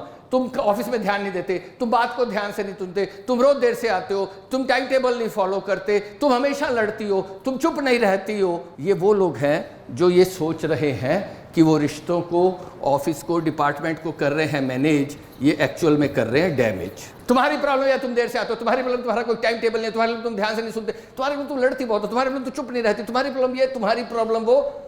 हर वक्त दूसरों को बता रहे हैं उनकी प्रॉब्लम। ये अपनी तरफ से कोशिश कर रहे हैं घर को या डिपार्टमेंट को डिसिप्लिन करने की। ये वो लोग हैं जो ज़्यादातर डिसिप्लिन में घुसने की कोशिश करते हैं और ये इस चक्कर में पूरे रिश्तों को करते हैं डैमेज। और अगर ये नहीं बोलते तो दुनिया के 2 सबसे खतरनाक शब्द, जिनमें से एक है हमेशा, हमेशा और कभी नहीं। नोट कर लीजिए, कर रहा है? कौन से 2 शब्द बोलते हैं? हमेशा और कभी नहीं। अगर ये नहीं बोले तुम्हारी प्रॉब्लम है तुम देर से आते हो, तुम्हारे लोग तुम बात को ध्यान से नहीं, तुम्हारी प्रॉब्लम तुम मेहनत नहीं करते, तुम्हारी प्रॉब्लम तुम्हारा कंट्रोल, तुम्हारे लोग खाने पे कंट्रोल नहीं, तुम्हारे लोग तुम योगा नहीं करते, तुम्हारी प्रॉब्लम तुम्हारा कोई टाइम टेबल, ये नहीं बोलेंगे, तुम हमेशा यही समझते हो, तुम्हें कभी समझ नहीं आएगी, तेरे हमेशा केमिस्ट्री में नंबर आएंगे, तुम हमेशा बोलती रहती हो, तुम कभी चुप नहीं रहते, तू कभी टाइम से नहीं आएगा, तू कभी नहीं सीखेगा, तेरा हमेशा ही मुंह लटका रहता है। ये सोचते हैं हमेशा और कभी नहीं। ये लोगों से गैप बनने लगते हैं, रिश्तों में दूरियां आने लगती हैं, कम्युनिकेशन फट होने लगता है, सारा मामला बिगड़ने लगता है। बहुत सारे पेरेंट्स, इनफैक्ट ज़्यादातर पेरेंट्स और बहुत सारे बॉसेस इस क्वाड्रेंट में पड़े हुए हैं, दूसरों को बता रहे हैं उनकी problems. A majority of population is in this quadrant. रिश्तों में गैप आ रहे हैं, दूरियां आ रही हैं, बचना शुरू हो गए हैं, क्योंकि हर वक्त एक ही बात चली है, तुम्हारी प्रॉब्लम। दूसरी तरह के वो लोग हैं which keep on telling other people, tell other people about the solutions. Hello, ये दूसरों को क्या बता रहे हैं? सॉल्यूशन। वही ध्यान दीजिएगा। यहाँ क्या 2 वाक्य थे? तुम्हारी प्रॉब्लम है तुम देर से डिपार्टमेंट आते हो, तुम्हारी प्रॉब्लम तुम सुनते नहीं, तुम्हारी प्रॉब्लम तुम्हारा कोई टाइम टेबल नहीं है, तुम्हारी प्रॉब्लम तुम्हें काम करना है, तुम्हारी प्रॉब्लम ये, तुम्हारी प्रॉब्लम वो। यहाँ वाले क्या शुरू करते हैं? टाइम से आया कर, योगा किया कर, टाइम टेबल बना ले, मेहनत किया कर, पढ़ा कर, चुप रह जाया करो, सुन लिया करो। ये ज्ञान बांट रहे हैं। 5 साल के बच्चे से लेकर 95 साल के आदमी को पता है कि नौकरी पे क्या करना है, बच्चे को भी पता है पढ़ाई में क्या करना है, हर आदमी को पता है रिश्तों में क्या करना है। ये कर, वो कर, the problem is you are after them. करो करो करो। माँ बाप बच्चों को बता रहे हैं, बॉस स्टाफ को बता रहे हैं, गैप आने लगा है, अवॉइडेंस शुरू हो गई है। एक आपको टिप देता हूँ यहाँ पर before I go to quadrant number 3। पागलपन की डेफिनेशन ये है, सारे आज की तारीख में सीख के जाना और कल से लागू होना चाहिए। किसी काम को बार बार एक ही ढंग से करना और ये सोचना कि नतीजा अलग आएगा, ये है। एक तरह से एग्जाम दिया, फेल हो गए, दोबारा भी उसी तरह से तैयारी करी, फेल हो गए, और तीसरी बार भी वैसे ही किया, तो आप क्या हैं? पॉसिबल है क्या? एक ही ढंग से एक काम को बार बार करोगे तो नतीजा भी वही आएगा जो आज तक आता रहा। किसी को आपने एक बात एक ढंग से समझाई, उसके समझ नहीं आई, दोबारा भी उसी ढंग से समझाई, उसके फिर भी समझ नहीं आई, अगर आपने तीसरी बार भी वैसे ही समझाई तो आप क्या हैं? बेसिक कम्युनिकेशन का फंडा है और सारी दुनिया एक ही ढंग से लगे हुए हैं। माँ बाप रोज वही ढंग पढ़ पढ़ पढ़ पढ़, उस पर असर होना बंद। बॉस स्टाफ के चक्कर कर कर भाई कुछ और करो। अगर ये इससे बात नहीं बन रही है तो you have to do something different. Communication के 3 बेसिक सी सीख लीजिए आप जिस भी पोस्ट पर हैं। I hope someday you become a CFO CEO somewhere, all of you do something. 3 C याद रखिएगा, 1 2 3 C। First C is connect, second C is convey and third C is convince. Connect, convey, convince. Communication का आज आपको जड़ खोद के दे रहा हूं मैं, समझिए। सब लोग ध्यान दीजिए मेरी तरफ देखिए। दुनिया में आप जब भी कम्युनिकेट करें किसी से भी, वो छोटे भाई बहन, boss, colleague, staff, junior, customer, fiancee, wife, husband, anyone, father, mother, if you connect well, you convey this much, they are convince this much. अगर आपका कनेक्शन अच्छा है, आप इतना सा कन्वे करेंगे, वो इतना समझेंगे। मगर आप में और आपके सबॉर्डिनेट में, आप में, आपके फियांसी में, हस्बैंड में, वाइफ में, माँ बाप में, इफ अगर गैप है, if you don't connect well, you convey this much, they are not convinced even this much. Hello, मैंने कहा कम्युनिकेशन में सारी जिम्मेवारी बोलने वाले की है, सुनने वाली कतई नहीं है। और मैं आपको एक एक्टिविटी करवाऊंगा कि एक सबॉर्डिनेट है, नहीं काम करती है, कैसे करना है, क्या करने की जरूरत है। देन यू विल रियलाइज कि हम क्या कर रहे हैं और क्या कर सकते हैं। मैं रिपीट करता हूँ, if you connect well, you convey this much, they are convinced this much. If there is a disconnection in your relationship, वो जो भी है, personal, professional, if there is a disconnection, you convey this much, they are not convinced even this much. आप FI में बैठे हुए, कोई आया, किसान आया, उसको आपने समझाया कि बैठो, चाय पिलाई, बैठे, बात करी। स्टाफ है, बच्चा है, सबॉर्डिनेट है, छोटा भाई बहन है, बैठाया, 15-20 मिनट, 1 घंटा उसे समझाया। उसके बाद वो दुनिया का सबसे खतरनाक वाक्य बोल के निकल जाता है। क्या? सोच के बताता हूँ, ये नहीं आएगा, गया, खत्म। क्योंकि आपका कनेक्शन ही नहीं है। आपने 2 घंटे समझाया, सामने वाला बात नहीं समझा। If you really want to convey, the first thing is to connect with someone. If you connect well, इतना सा कहेंगे, इतना समझ जाएंगे। दोस्तों में बहुत अच्छा कनेक्शन होता है, बॉन्ड बहुत अच्छा होता है। तो क्या करते हैं दोस्तों, कहते हैं यार शाम को ट्रेनिंग के बाद लेक पे चलो, कि चलते हैं। How do you connect with anyone? मैंने कहा ना, कनेक्शन ही सब कुछ है। इफ यू कनेक्ट वेल, इतनी सी बात कहेंगे तो सामने वाला इतना समझ जाएगा। छोटे भाई से आपका कनेक्शन अच्छा है, आप कहेंगे यार ये कर ले, ठीक है दीदी कर लेता हूँ। कनेक्शन अच्छा नहीं है, आप उसे 1 घंटा ज्ञान बांटेंगे, उसका अच्छा दीदी देखता हूँ, बताऊंगा आपको। क्योंकि आप 2 घंटे समझाती रही, कनेक्ट आपका था नहीं, बेकार हो गया। तो मेरा सवाल यह, how do you connect with anyone? Connect करने का फार्मूला सिर्फ एक ही है। पढ़ पा रहे हैं तो मुझे बताइए क्या लिखा है मैंने। NICE। क्या है NICE? दुनिया का हर आदमी अपनी नीड्स, अपने इंटरेस्ट्स, अपने कंसर्न्स और अपनी एक्सपेक्टेशन से जुड़ा हुआ। आपसे कोई मतलब है नहीं उससे। दुनिया में हर आदमी अपनी नीड्स, अपने इंटरेस्ट, अपने कंसर्न और अपनी एक्सपेक्टेशन। यहाँ 100 लोग बैठे हुए हैं, इंक्लूडिंग मी। मेरे इंटरेस्ट क्या? मैं जब सेशन में घुसता हूँ तो मुझे पता होता है कि 94 लोग सोच रहे हैं कि अग्रवाल साहब हमें क्या बताएंगे, हमारे मतलब का, मेरे मतलब की क्या बात होने वाली है। हर आदमी किस चीज से जुड़ा हुआ है? अपने नीड्स, इंटरेस्ट, कंसर्न से। अगर आपको किसी से कनेक्ट बनाना है तो नीड, इंटरेस्ट, कंसर्न की बात करनी है। किसके? सामने वाले के। और हम किसकी करते रहते हैं सारी उम्र? आज आपको समझ आ गया कि रिश्तों में गड़बड़ का है। मेरा कंसर्न, मेरी बात नहीं समझी, मेरी नहीं सुनी। ओ कम ऑन। बॉस के पास भी जाना है तो उसको कहना है किसकी बात करनी है? नीड, इंटरेस्ट, कंसर्न की। किसके करनी है? हेलो, किसकी करनी है? सामने वाले की। बॉस के पास गए तो बॉस की। सर वो अपने को टारगेट पूरा करना है तो अपने को 2 आदमी और लगाने पड़ेंगे। फ्लोटिंग हो गए, 2 दिन यहाँ कर ले, 2 दिन यहाँ कर ले, अपना वो जो टारगेट है सर वो पूरा हो जाएगा डिपार्टमेंट का। तो बात बन रही है। आपने जाकर सर मेरे पास 2 आदमी कम है, मुझे 2 आदमी दे दो, मेरा काम नहीं चल रहा है और खोल दो। उसके पास आप जैसे 40 हैं, उसके अपने टारगेट है, उसे परवाह नहीं है। किसके नीड, इंटरेस्ट, कंसर्न की बात करनी है? सामने वाले। गारंटी तब भी नहीं है, लेकिन चांसेस डेफिनेटली मच बेटर है। जब भी बात करनी है, किसकी बात करनी है? नीड, इंटरेस्ट, कंसर्न की। किसके? सामने वाले। अब मेरा अगला सवाल है, कैसे पता लगेगा सामने वाले की नीड, इंटरेस्ट, कंसर्न क्या है? हवाबाजी करके निकल जाऊंगा तो क्या फायदा होगा? How do you find anyone's need, interest, concerns? The way to find out anyone's need, interest, concern is ask people about their problems. Ask people about their, वो बताना शुरू करेंगे, आपका कनेक्ट बनना शुरू होगा। क्योंकि उसके नीड, इंटरेस्ट, कंसर्न आप समझेंगे, उनको एड्रेस करेंगे, बॉन्ड बनना शुरू होगा। जरा सी बात समझाएंगे, पूरी समझ जाएंगे। क्वाड्रेंट नंबर 1 में हम कह रहे थे तुम्हारी प्रॉब्लम है तुम देर से आते हो, तुम्हारी प्रॉब्लम है तुम समझते नहीं, तुम्हारी प्रॉब्लम टाइम टेबल नहीं, तुम्हारी प्रॉब्लम तो लड़ती बहुत हो, तुम्हारी प्रॉब्लम तो चुप नहीं रहती।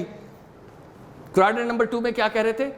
टाइम से आया करो, योगा किया करो, टाइम टेबल बना लो, जल्दी उठा करो, चुप रह जाया करो, मत बोला करो, ज्ञान बांट रहे हैं। लेकिन क्वाड्रेंट नंबर 3 वाले क्या कहते हैं? क्या प्रॉब्लम है तुम रोज़ देर से आते हो? क्या प्रॉब्लम है कि तो हम इतना लड़ते हैं? आज तक कह रहे थे तुम बहुत सुनती नहीं हो। आप पहली बार आपने जानने की कोशिश करी कि प्रॉब्लम क्या है, क्या प्रॉब्लम है, तुम बात को समझते नहीं हो, क्या प्रॉब्लम है, तुम मन नहीं लगता है तुम्हारा काम में, क्या प्रॉब्लम है? हेलो, क्वाड्रेंट नंबर 3 ने आस्क, क्या प्रॉब्लम, क्यों इतना खुश नहीं रह पाते, क्या प्रॉब्लम हम इतना लड़ते हैं, क्या प्रॉब्लम तेरे केमिस्ट्री में हमेशा नंबर कम आते हैं, क्या प्रॉब्लम तुम टाइम टेबल नहीं फॉलो कर पाते हो, क्या प्रॉब्लम है कि तुम देर से आते हो, क्या प्रॉब्लम है? पहली बार यहाँ से और यहाँ से निकले और ढंग की कम्युनिकेशन आपने ज़िंदगी में पहली बार शुरू की जब आप सामने वाले को पूछते हैं कि बता तेरी प्रॉब्लम क्या है। All great managers, husband, wifes, दोस्त, बॉसेस, कुलीग्स, फ्रेंड्स, लेकिन आपको मैं जादू ऑफ कम्युनिकेशन सिखाता हूँ अभी, the great communication, the best communication.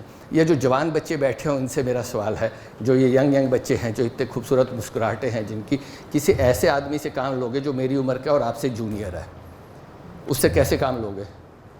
Okay soon, FI में मेरे को 20 साल हो गए, जब तू पैदा भी नहीं तब से चला रहा हूँ, तू बताएगी मेरे को कैसे काम करना है? सीनियर आदमी है, एज में ज़्यादा है, लेकिन आपके सबॉर्डिनेट हैं, they are resenting that you are the boss. How do you tell them? How do get work out of them? How do ask them?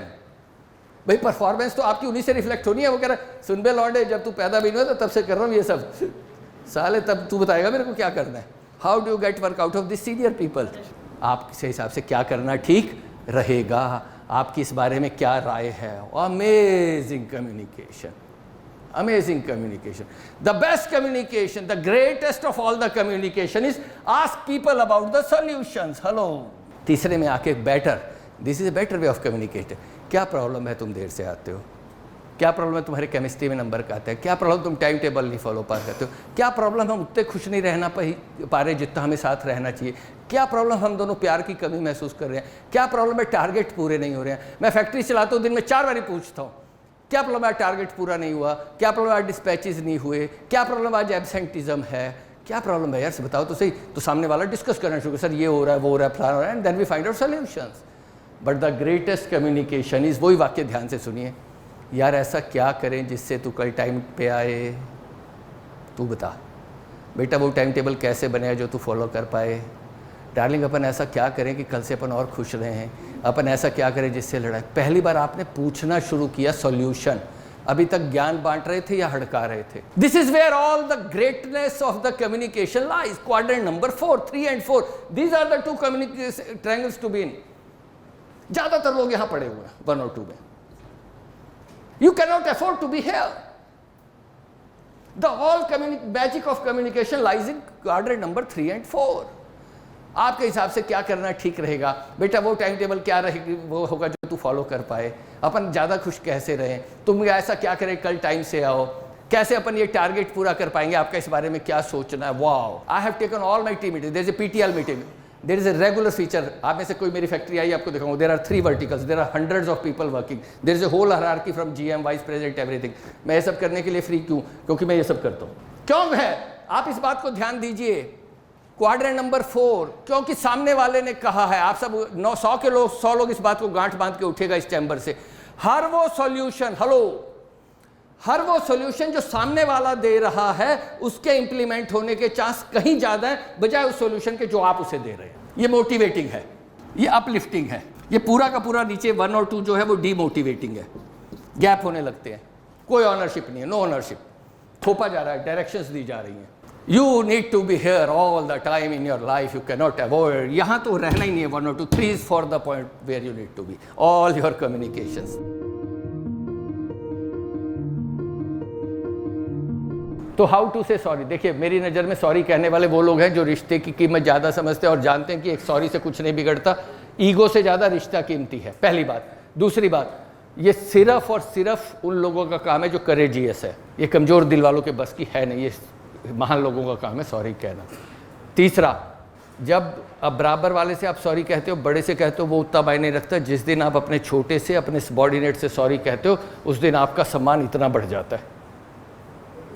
Imagine कीजिए आप अपने किसी सबॉर्डिनेट को, छोटे भाई को जाके अचानक कह दिया यार मेरे मुंह से वो निकल गया, मैं तेरे डांट दिया, आई एम सो सॉरी। या बॉस ही आके दे सर मैं आई एम सॉरी। अरे आप कहो सर कैसी बात करते हो, आप तो हमारे बाप जैसे हो या बड़े भाई जैसे हो, कम ऑन। सडनली आपकी नज़र में उनका आप कितना बढ़ जाता है, इजंट इट? देखो कैसी बैसी बैसी बातें करो, तारीफ़ कैसे करें, सॉरी कैसे कहें, थैंक यू कैसे कहना, क्रेजी। कोई सिखाता ही नहीं, सारी बार ऐसे निकल जाती है। फिर एक दिन आता है कोई, हाउ टू से सॉरी। पहला जो मैंने तारीफ में कहा था, क्या?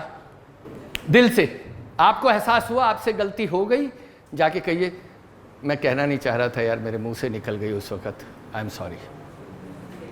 बात समझ आ रही है? यार वो 4 लोगों के सामने मैं तुम्हें ये बात बोल दी, आई एम सो सॉरी यार।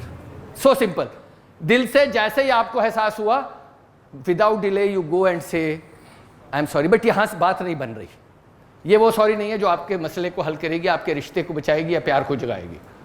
दूसरा स्टेप है एक्सेप्ट। मैं बताता हूं क्या है, स्वीकार करें। बताता हूं क्या स्वीकार करना है। पहले आपने कहना है सॉरी, और उसके बाद एक सेंटेंस बोलना है कि मुझे ये समझ आ रहा है, ये एक्सेप्ट करना है कि आपकी हरकत, बात, शब्द, एक्शन की वजह से सामने वाले को पीड़ा हुई। तो क्या बोलना है? यार आई एम सो सॉरी, वो मेरे मुंह से बात निकल गई और मैं कहना भी नहीं चाह रहा था, आई एम सो सॉरी। और मुझे पता है तुम बहुत परेशान हो या बहुत आंदोलित हो या बहुत गुस्सा हो या तुम उस बात को लेकर बहुत डिस्टर्ब्ड हो या वो उस बात से तुम्हें बहुत बेचैनी है। वो वाक्य बोलना है जो आप स्वीकार करें कि हाँ मेरी हरकत की वजह से तुम इस स्थिति से गुजर रही हो या गुजर रहे हो। बात समझ आ रही है? आई एम सो सॉरी यार, वो 4 लोगों में मैं बैठ मैं कहना नहीं चाह रहा था, आई एम सो सॉरी, मुझे पता है तुम उस बात को लेकर बहुत डिस्टर्ब्ड हो या तुम उस बात को लेकर बहुत परेशान हो। Now what is validation? ध्यान दीजिए, पहले आपने कहा कि मुझसे गलती हुई, मुझे माफ कर दीजिए। फिर आपने कहा कि मुझे समझ आ रहा है कि मेरी हरकत की वजह से तुम्हें पीड़ा हो रही है। लेकिन तीसरे में ये कहना है कि जितनी पीड़ा हो रही है वो जायज़ है। कई लोग यार जरा सी बात है, तुम तो साला मुंह सुझा के बैठ गए, मुंह फुला, अब 3 दिन फुला रहोगे, अब कभी ठीक नहीं हो ना, यही चलना है, कर लो तुम्हें जो करना है। हेलो, बात समझ आ रही है? प्रैक्टिकल बता रहा हूं आपको। तीसरा सेंटेंस क्या होगा कि जो पीड़ा है वो जायज़ है। यार मैं उस दिन कहा बैठा, वो मुझे आई एम सो सॉरी, मैं कहना भी नहीं चाह रहा था, निकल गई, आई एम सो सॉरी, मुझे पता है उस बात को लेकर तुम बहुत परेशान हो और जायज़ है यार, कोई और होता तो जाने क्या करता, या मैं होता तो जाने क्या गुस्सा दिखाता या क्या नोच डालता। आप ये कहने की कोशिश कर रहे हो कि जितनी आपकी नाराज़गी, तकलीफ़, पीड़ा, परेशानी, उलझन है वो जायज़ है। हम क्या जताने की कोशिश करते हैं? यार हमारी गलती तो जरा सी थी, तुमने तो बहुत बड़ा पहाड़ बना दिया, राई का पहाड़। नहीं नहीं नहीं, बात समझ आ रही है? हर एक की पीड़ा जायज़ है। किसी को इतनी बात से बहुत जोर के लग जाती है, किसी को इतनी बड़ी भी नहीं लगती। हर एक की पीड़ा जायज़ है और आपको कहना पड़ेगा, अगर आपको रिश्ता बचाना है। कम्युनिकेशन स्किल का इंपॉर्टेंट लेसन है, आपको सामने वाले की पीड़ा, चाहे आपकी इतनी सी बात से इतनी बड़ी है, आपको मानना पड़ेगा कि ये पीड़ा जायज़ है तेरी, क्योंकि हर एक की अपने फ्रेम में, अपने पर्सपेक्टिव में अपनी इमोशंस बिल्कुल जायज़ होती है। तो आई एम सो सॉरी यार, मेरे मुंह से बात निकल गई, मुझे पता है तुम उस बात को लेकर बहुत आंदोलित हो, तुम तो कुछ भी नहीं, मैं तो जाने क्या करता। कुल मिला के आप ये कहने की कोशिश कर रहे हो कि जो तुम्हारा गुस्सा, पीड़ा, तकलीफ है वो जायज़। मैं बता रहा हूँ ये इमोशन की सारी सब जगह ही लगता है। This will work anywhere respective of the emotion. किसी को 2 बात फालतू कह दोगे सॉरी की तो किसी को बुरी थोड़ी लगती है, हाँ डजेंट मैटर। चौथे स्टेप में सबसे इंपॉर्टेंट बात कहनी है। क्या कहनी है? और ये सबसे इंपॉर्टेंट है, आइंदा ऐसा नहीं होगा, it will not be repeated again, this will not happen again, this will not be repeated. Sorry कही और फिर सोचते हैं सामने वाला आप क्या बोले, अच्छा तुमने सॉरी कह दिया, चलो अब आइसक्रीम खा के आते हैं टॉप एंड डाउन चल के, और कहते अब सॉरी तो कह दिया यार, अब क्या है, अब भी तुम मुंह बनाए बैठी हो। It's not going to happen.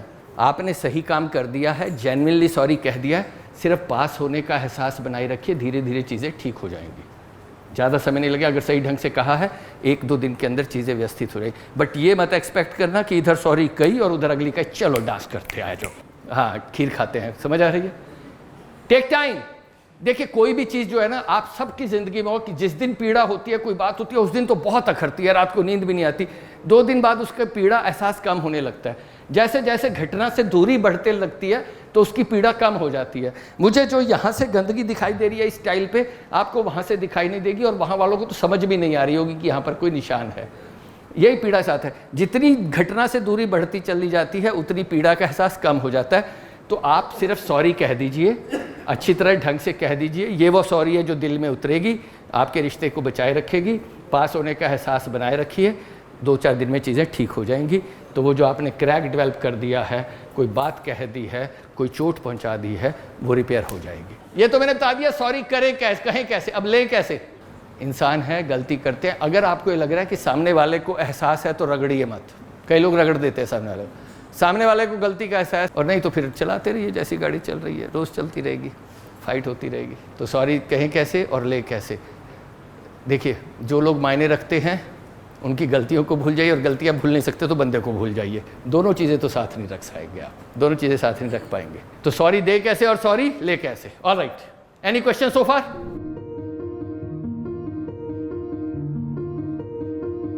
अच्छा, मुझे बताइए, आपको पता है 3 तरह के माइंड होते हैं, क्लोज माइंड और open mind, empty mind. Empty mind. Close mind कौन से? क्या होता है क्लोज माइंड? जो सुनते ही नहीं। और ओपन माइंड फ्लेक्सिबल है, तेरी बात सुन लेता हूं, मानूंगा या नहीं मेरी, देखते हैं इसको तो कर। और एम्प्टी माइंड नहीं, उसके साथ जो कहता है वो सही। इसने कहा शिष्य ने, भाई आज तो गर्मी बहुत है। हाँ यार। ज्योति जी ने कहा, नहीं यार ओले पड़ेंगे। हाँ पड़ेंगे। नहीं, कल बारिश भी होगी। हाँ पड़े। अपना कोई माइंड ही नहीं है, जिसने जो डाल दिया वो सही है। बात समझ आ रही है? कितने लोग हैं चाहे ओपन माइंडेड है? जरा हाथ खड़ा करें। एक ही है, 2, 3, 4। पता हो क्या रहा है, आप लोग ना बड़े हलाल किस्म के प्राणी हो। अभी लंच करके आओ, मैं कहता हूँ जरा हाथ खड़ा करो, 1-2 तो ना। फिर पड़ोसी इतना देखता है तो बगल वाली इतना खड़ा कर देती है, फिर वो देखती है इसने इतना। यार दिल से करो, ऐसा दूर क्यों करते हो? अच्छा, कितने लोग हैं जो क्लोज्ड माइंडेड है? ना क्लोज में हो, ना ओपन में हो, ना एम्प्टी में हो, तो आपके पास है भी या नहीं? अरे यार गजब है। कई लोग तो ना किसी में, अब तो कुछ डर गए, किससे बात करना बेकार है, हाथ ही मत उठाओ, घेर लेती है film. Alright, careful, be careful. Argument रिश्तों में एक सहज सी प्रक्रिया। क्रिटिसिज्म भी सिखाना है मुझे, जल्दी करते हैं, टाइम कम है क्योंकि मुझे प्रेजेंटेशन स्किल भी सिखानी है आपको, जल्दी खत्म करेंगे। You never win a argument in the life. Nobody on this good old earth has ever won an argument on this life. If you lose, you lose. Even if you win, you lose a friend or a relative or a relationship or a goodwill in friend's heart. आज तक दुनिया में कोई बहस करके argument करके जीता नहीं है। आप हारे तो हारे, और जीते तो भी एक रिश्ता हार गए, दोस्त हार गए, गुडविल हार गए, कुछ अपना हार गए। It's not worth it to win a argument. The best thing is not to get into a argument. लेकिन रिश्तों में, जॉब पर, घरों में आर्गूमेंट हो जाता है तो क्या करें? चुप रहें। The best. So what is difference between argument and discussion? Closed mind, ना मैं आपकी सुन रहा हूं ना आप मेरी सुन रहे हो। ध्यान दीजिए, जल्दी वाइड अप करेंगे। ना आप मेरी सुन रहे हो ना मैं आपकी सुन रहा हूं, दोनों क्लोज्ड माइंड है, अपनी अपनी बात बोल रहे हैं, बहस हो रहे हैं। तो पॉइंट्स क्या क्या हैं? Argument is between two closed mind and discussion is between two open mind. Note करते चलिए, एक तरफ लिख लिया आर्गूमेंट, दूसरी तरफ डिस्कशन। जल्दी से पॉइंट नोट कर लीजिए, बात को खत्म करेंगे, इतना टाइम है नहीं। तो argument is between two closed mind, discussion is between two open mind. Argument is exchange of temper, मैं कह रहा हूं, मैं कह रही हूं, सुन रहे हो, ऊंची आवाज हो रही है। Discussion is exchange of logic. Arguments generate heat, दिमाग गरम, बात गरम, चेहरा गरम, तमा रहे हैं। आर्गूमेंट्स जनरेट, लिख लीजिए, arguments generate heat and discussion generate light. चीजें दिखने लगती हैं, रोशनी पड़ती है, बेहतर दिखने लगता है। और सबसे इंपॉर्टेंट बात, everyone to note it down, last point, and this is important, and this is the crux of this communication skill. Argument is to find out who is right and discussion is to find out what is right. ये लिखिए, फिर मैं समझाता हूं कैसे। Argument is to find out who is right and discussion is to find out. मेरी भी हो जाती है बहसा, मेरे यहाँ प्लांट टीम लीडरशिप मीटिंग होती है, हर रोज होती है, कभी कभी जा पाता हूँ, हमेशा नहीं। तो वहाँ मीटिंग बैठे हो, सर मैं सही हूँ, मैंने तो इसको इंडेंट भेज दिया था, परचेज वाले ने नहीं करा। परचेज वाला कह रहा है सर इसने इंडेंट लेट भेजा, मैं तो सही हूँ, इसने नहीं करा, ये गलत है। सप्लाई वाला सही है, वेंडर ने देखा, मैं लिखवा दूंगा बाद में, कोई छूट गया, ध्यान दीजिए। मैं सही हूँ, ये गलत है। मैं कहता हूँ यार ये छोड़ दो, कौन सही है कौन गलत है, मुझे ये बताओ क्या सही है। It's the question is not who is right, question is what is right, let us talk about it. और इमीडिएटली पूरी डिस्कशन, पूरी मीटिंग लाइन पर आ जाती है। बीवी से बहस हो जाती है तो कहता हूँ मैंने, छोड़ यार तू सही कि मैं सही, तू ये बता अब क्या सही। लेकिन जब तक उसमें लगेगा कि तू सही है मैं सही, तब तक बहस होती रहेगी। Point taken. अगली बार कहीं बहस होने लगे कहना छोड़ यार तू ये बता क्या सही है. Nobody wins an argument. You will never win an argument in your life. If you are bent upon winning, you are going to lose relationships and it's not worth it. It's not worth it. I promise you. Argument versus discussion. एक आध tip और ले लीजिए. ऐसे how do you tell them that you are wrong? How do you tell a boss that he is wrong?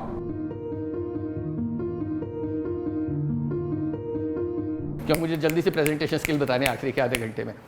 जब भी किसी अपने को जिसके नाराज होने जाने की संभावना है या हत्थे से उखड़ जाने की संभावना है, उसको जब भी आपने कहना है गलत है तो उससे पहले एक लाइन बोलनी है, हो सकता है मैं गलत हूं, आई मे बी रॉन्ग बट, फिर अपनी बात कह दीजिए. जब आप अपने गलत होने की गुंजाइश छोड़ देते हैं तो सामने वाले को वो बात उतनी बुरी तरह नहीं चुभती जितनी डायरेक्ट कहने से चुभ जाएगी कि तू गलत है. और अनुभव से कहना कि सर आप तो बहुत अनुभवी हैं, इन चीज़ों को बेहतर समझते हैं, मैं तो नई नई यहाँ पर आई हूँ, हो सकता है मैं गलत हूँ बट, फिर अपनी बात कह दीजिए. मानी जाए या नहीं, लेकिन ये तो आपकी ड्यूटी है, आपको सामने वाले को सही बात बताना है. ये that is your responsibility. Else you want be, I mean you are not a good labour, good worker, isn't it. आप तो बेहतर समझते हैं, ज़्यादा इन चीज़ों को समझते हैं, हो सकता तो ये तो हर जगह, मैं तो घर में भी कर लेता हूँ. ब्याह शादी में लेन देन में लगे ऐसी कोई बहस हो जाती है, मैं कहता हूँ देख भाई अपन तो जाट बुद्धि है, अपनी अकल कम करती है, तू ज़्यादा समझती है, हो सकता है मैं गलत, तू पट ऐसा कर ले और 10 में से 9 अपनी मनवा लेता हूँ. You need to know that. Getting the point. I may be wrong but, फिर अपनी बात कह दीजिए. और कोई टिप चाहिए? हो गया? कोई सवाल? एनी क्वेश्चन सो फार? आपने सीखा हाउ टू से सॉरी, आपने सीखा हाउ टू अप्रिशिएट, आपने ये भी सीखा हाउ नॉट टू आर्गू, आपने ये भी सीखा कि वो क्वाड्रेंट कौन से हैं 4 जहाँ पर आपको रहना है. 3 शब्द आपकी डिक्शनरी का हिस्सा हो हर किसी की.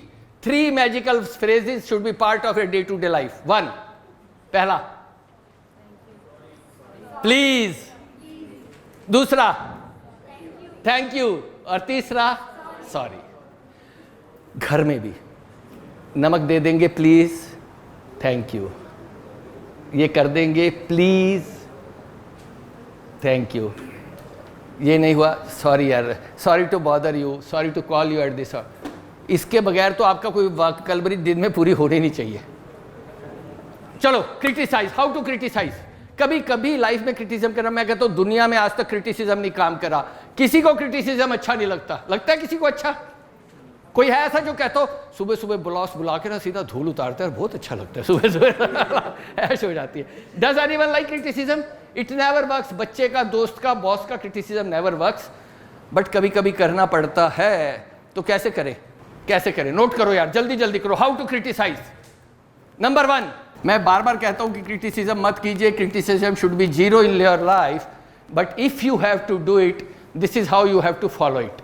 First, start with a positive. Start with a positive. Sir आप वैसे तो बहुत अच्छा काम करते हो and normally you, I mean we have found your work to be up to mark. Start with that kind of sentence. Alright, start with a positive. And then second step में बताइए जो आप प्रॉब्लम फेस कर रहे हैं, जो आप perceive कर रहे हैं, प्रॉब्लम क्या है. और तीसरे स्टेप में उससे पूछिए what is the reason, what is the explanation for that. मैं करके दिखा देता हूँ, पहले आप नोट कर लो, फिर उसका करके दिखाता हूँ. बड़ी टिपिकल स्किल है सर, ये सिखाता नहीं मैं, बट आज ये झटे हुए हैं बच्चे तो इनको मैंने कर दे. Hey normally you do a good job Kanchan and this is I am saying that कि अभी ये तीनों काम रिजेक्ट हो गए, आपके डाटा फेल हो गए. अभी आपने प्रॉब्लम स्टेट करी, फैक्ट स्टेट किया. Can you tell me why it has happened? सामने वाले को एक बार सफाई का मौका दीजिए, क्योंकि हो सकता है कोई जेन्युइन वजह हो और आपके को क्रिटिसाइज करने की जरूरत नहीं. कई लोग सीधे क्रिटिसिज्म में लग जाते हैं. Never start direct criticism. हमेशा सामने, तेरे को कहा था 4 बजे आना, तू अभी स्कूटर लेके चला आ रहा है 5:30 बजे, हद करते, तेरी खोपड़ी में नहीं बैठती. यहाँ से मैं शुरू, तेरे को 4 बजे आना, तू अभी क्यों चला रहा है? सर आपकी गाड़ी पंचर हो गई थी, मुझे लगा ठीक करवा दूं आपको, नहीं तो ऑफिस जाना पड़ेगा, रात को शाम को ऑफिस. आपका गुस्सा एकदम ठंडा. क्रिटिसिज्म की नौबत ही नहीं आई अगर आपको कोई जेन्युइन वजह सामने वाले से मिल गई. Never start criticising without giving a chance of explanation to the person. Right. Fourth, tell problem और उसकी वजह से क्या नुकसान हो रहे हैं वो बताइए उसको. What are the issue and what is happening. कि यार तुम्हारा ये डाटा पूरा नहीं आ रहा है, उसकी वजह से I am not able to plan the next month expenditure, next month working, touring, budgeting, जो भी है, कि यार तुम ये मुझे बताते नहीं हो, तो उसकी वजह से ही हो जाता है। टेल कि वो नहीं होने से क्या नुकसान हो रहा है, या उस हरकत से, उस एक्शन से, उस प्रॉब्लम से क्या पीड़ा फेल हो रही है, राइट। और फिर क्या करेंगे नेक्स्ट स्टेप में कि भैया ठीक कर लो तो ये सब हो जाएगा। तुम यार मुझे टाइम पे रिपोर्ट दे दो तो मैं कम से कम हेड ऑफिस टाइमली डाटा भेज दूं, वहाँ से तुम्हारे फाइनेंसिस जल्दी छूट जाए, अपने को बजट मिल जाए, काम जल्दी हो जाए। बात समझ आ रही है? तो पहले ये बताइए कि नुकसान क्या है, और ये भी बताइए कि ठीक करने से क्या होगा। Fifth sentence will be if corrected what is the positive, what is good that is going to happen, ये भी बताइए। अब सुनिए सबसे इंपॉर्टेंट स्टेप जो मैं नहीं सिखाता हूँ, क्योंकि क्रिटिसिज्म, ध्यान दीजिएगा एवरीवन, ऑल ईयर्स, क्रिटिसिज्म बिल्कुल दवाई की तरह है। ज़्यादा दिया रिएक्शन होगा, कम दिया प्रॉब्लम, बीमारी ठीक नहीं होगी। दवाई का डोज कम हो तो बीमारी ठीक नहीं होती, ओवर डोज हो जाए तो रिएक्शन हो जाता है। क्रिटिसिज्म एग्जैक्टली वही है, ओवर कर दिया तो नुकसान हो जाएगा, और अंडर किया तो आपके मनमाफिक रिजल्ट नहीं आएंगे। It should be adequate. तो वो एडिक्वेट क्रिटिसिज्म कौन सा है? अगर आप सामने वाले को ये एहसास दिला सकते हो, फील सो गुड। मैं आपको बताऊं, मेरे साथ हुआ। एक दिन मैं सुबह तैयार होकर बैडमिंटन खेलने निकल रहा था, बाहर अखबार वाला अखबार डाल रहा था, मैं खड़ा हो गया, मैंने कहा मेरे को दे दे, उसने मुझे अखबार दिया, मैंने कहा थैंक यू।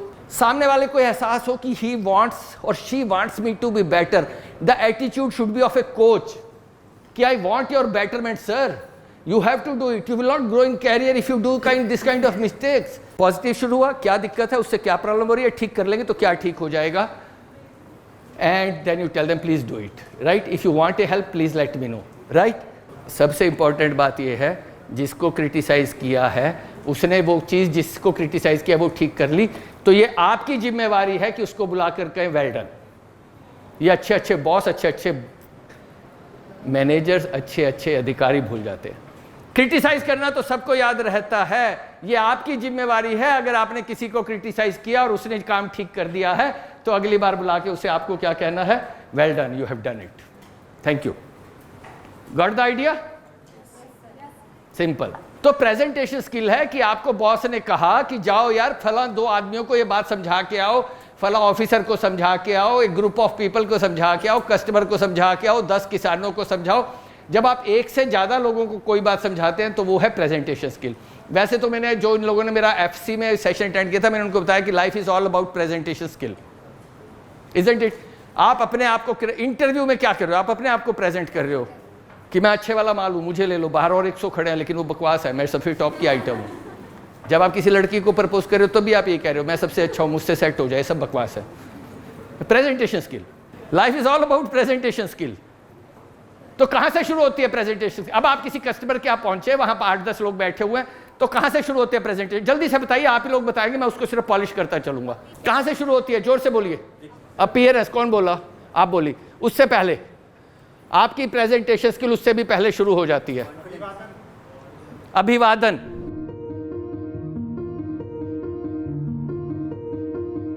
बॉडी लैंग्वेज, हाँ थैंक यू वेरी मच। वो कहाँ से शुरू हो जाती है body language?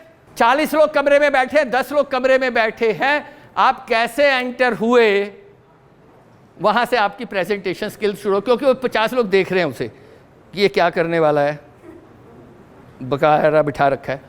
Your presentation starts the moment you enter the room.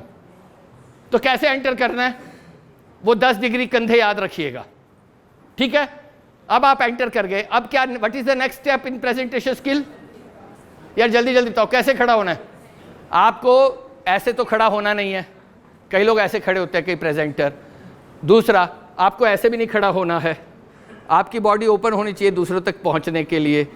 तीसरा, आपको खड़ा होना है straight.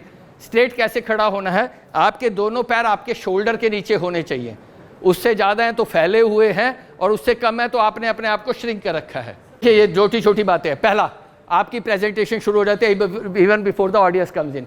I suggest you all reach 5-10 minutes before the session, just to find out कि माइक वाइक माहौल को महसूस करें, कमरे को महसूस कर ले, कोई सेटिंग वगैरह क्या है। एकदम अनजान जगह में जाके खड़े हो जाएं तो वो हावी होने लगती है। 5-10 मिनट पहले पहुंचिए, 2-4 पार्टिसिपेंट आ गए तो उनसे हेलो हाय कर लीजिए, वो बाद में काम आएगी, कैसे मैं बताता हूँ। तो आप पहुँच गए, आप खड़े हुए हैं कॉन्फिडेंट, अभी आप अच्छी तरह से खड़े हो गए, पैंट थोड़ी ढीली पहली, अगर आपकी टांगे कांपती हैं, टांगे बाहर नहीं दिखनी चाहिए कांपती हुई। बहुत ज़्यादा हिलिए डुलिए मत, हाथ पैर बहुत ज़्यादा हिलाते हिलाते रहते, कई बार इधर खुजली है, ये सब नहीं करना। आराम से कॉन्फिडेंटली खड़े रहिए, मुंह पर रख मुस्कुराहट रखिए। Smile is great way you relax your people who have come to listen to you because they are equally anxious. Alright, अब क्या करना है? विश करना है। क्या बोलेंगे? Good morning. Alright, good morning बोल दिया, उसके बाद हाँ, thank you very much Kanchan. अपनी इंट्रोडक्शन अगर आपकी किसी ने पहले से दे दी है तो आपको इंट्रोडक्शन करने की ज़रूरत नहीं है, लेकिन अगर किसी ने नहीं दिया और आपको इंट्रोड्यूस करना है तो क्या बोलेंगे? आपको वो नाम तो आप सबने लिखा होता है क्योंकि वो हमेशा पर्चों में जाता है, बोल देना उसको, लेकिन आपने जिस टॉपिक पे आप बात करने वाले हैं उससे रेलेवेंट एक्सपीरियंस बताना है। आइडिया ये है कि आप अपनी क्रेडिबिलिटी सेट कर दें कि मैं जिस बारे में बोलने आया हूँ उस टॉपिक की मुझे जानकारी है। वो इंट्रोडक्शन देनी है जो सामने वाले को ये बता पाए कि साहब मैं इस टॉपिक के बारे में जानता हूँ। ये इंप्रेशन आ जाए कि बोल तो रहे हैं जेंडर डाइवर्सिटी और आइडिया दे रहे हैं अपना साइकोलॉजी का, तो आपका काम चलेगा नहीं। उस इंट्रोडक्शन में आपने कहना कि, और ये भी बताना कि क्यों सुन लें कि साहब मैं आज से बात करने आया हूँ सोलर एनर्जी के बारे में। पिछले 20 साल से I been helping people to harness this power, this renewable source and making a difference. तो लोग सुनते हैं 20-22 साल से, वो दिमाग में रजिस्टर होती है कि इस आदमी को इस टॉपिक के बारे में पता है। 2-3 लाइन में बस, उससे ज़्यादा नहीं। अब क्या, अगर इंट्रोडक्शन किसी और ने दे दिया, ढंग की दे दिया, आप आगे गुड मॉर्निंग, अब क्या? आप समझिए ध्यान से, और ये प्रेजेंटेशन स्किल आपको दुनिया में कोई सिखाने वाला नहीं है मेरे अलावा। आपके पहले 30 सेकंड से 1 मिनट आपके सबसे क्रिटिकल हैं, या तो वो आपको जमा देंगे या आपको उड़ा देंगे। ऑडियंस पहले 30 मिनट टू 1 सेकंड में डिसाइड कर लेते हैं किस आदमी को आज सुनना है या नहीं सुनना है। Powerful opening is the key. आप पिच पे जम जाएंगे। पावरफुल ओपनिंग, सब लोग नोट कीजिए, how to open a presentation. Opening a presentation, ये बहुत इंपॉर्टेंट स्किल है। तो क्या क्या ओपनिंग है? पहला, can you anyone suggest me, कौन कौन सी हो सकती है opening lines? What can be your opening line? नहीं, वो तो हो गई बेटा, उसके बाद की बात हो रही है। अब आपने एक्चुअल प्रेजेंटेशन शुरू करी तो पहली line, yes sir, that is a good way to start a rapport. How are you? Alright, we are good. Are you all feeling good? Yes sir, great way to start. अब topic पे कैसे आएंगे? हाँ बोलिए, कुछ कहना चाह रहे हैं? सब्जेक्ट तो लोगों को बेटा पता जो होता है, क्योंकि पहले से आपका सर्कुलर बन चुका है, आ चुका है, पीछे बैनर लगा हुआ है, या नहीं तो सर्कुलर में जा चुका होगा, इन्विटेशन में जा चुका होगा, टॉपिक पता है। There can be several openings but you have to take one of these openings and they are going to make a difference. First,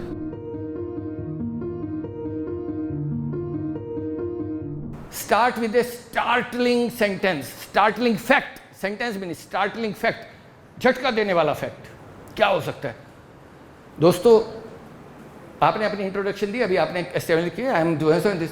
दोस्तों, क्या आप इस हॉल में बैठे हुए सब लोग इस बात को इमेजिन कर सकते हैं कि धरती पर आज जितने लोग रह रहे हैं, जब से धरती बनी है और तब से आज तक जितने पैदा होके मर गए, सबको टोटल कर लिया जाए, उससे ज़्यादा आज रह रहे हैं धरती पर? इतना शॉकिंग होना चाहिए फैक्ट कि आदमी सोचे गूगल करूंगा। Does it make you think differently about the pressure that we are putting on the earth, our resources, natural resources, and then you can take your topic forward.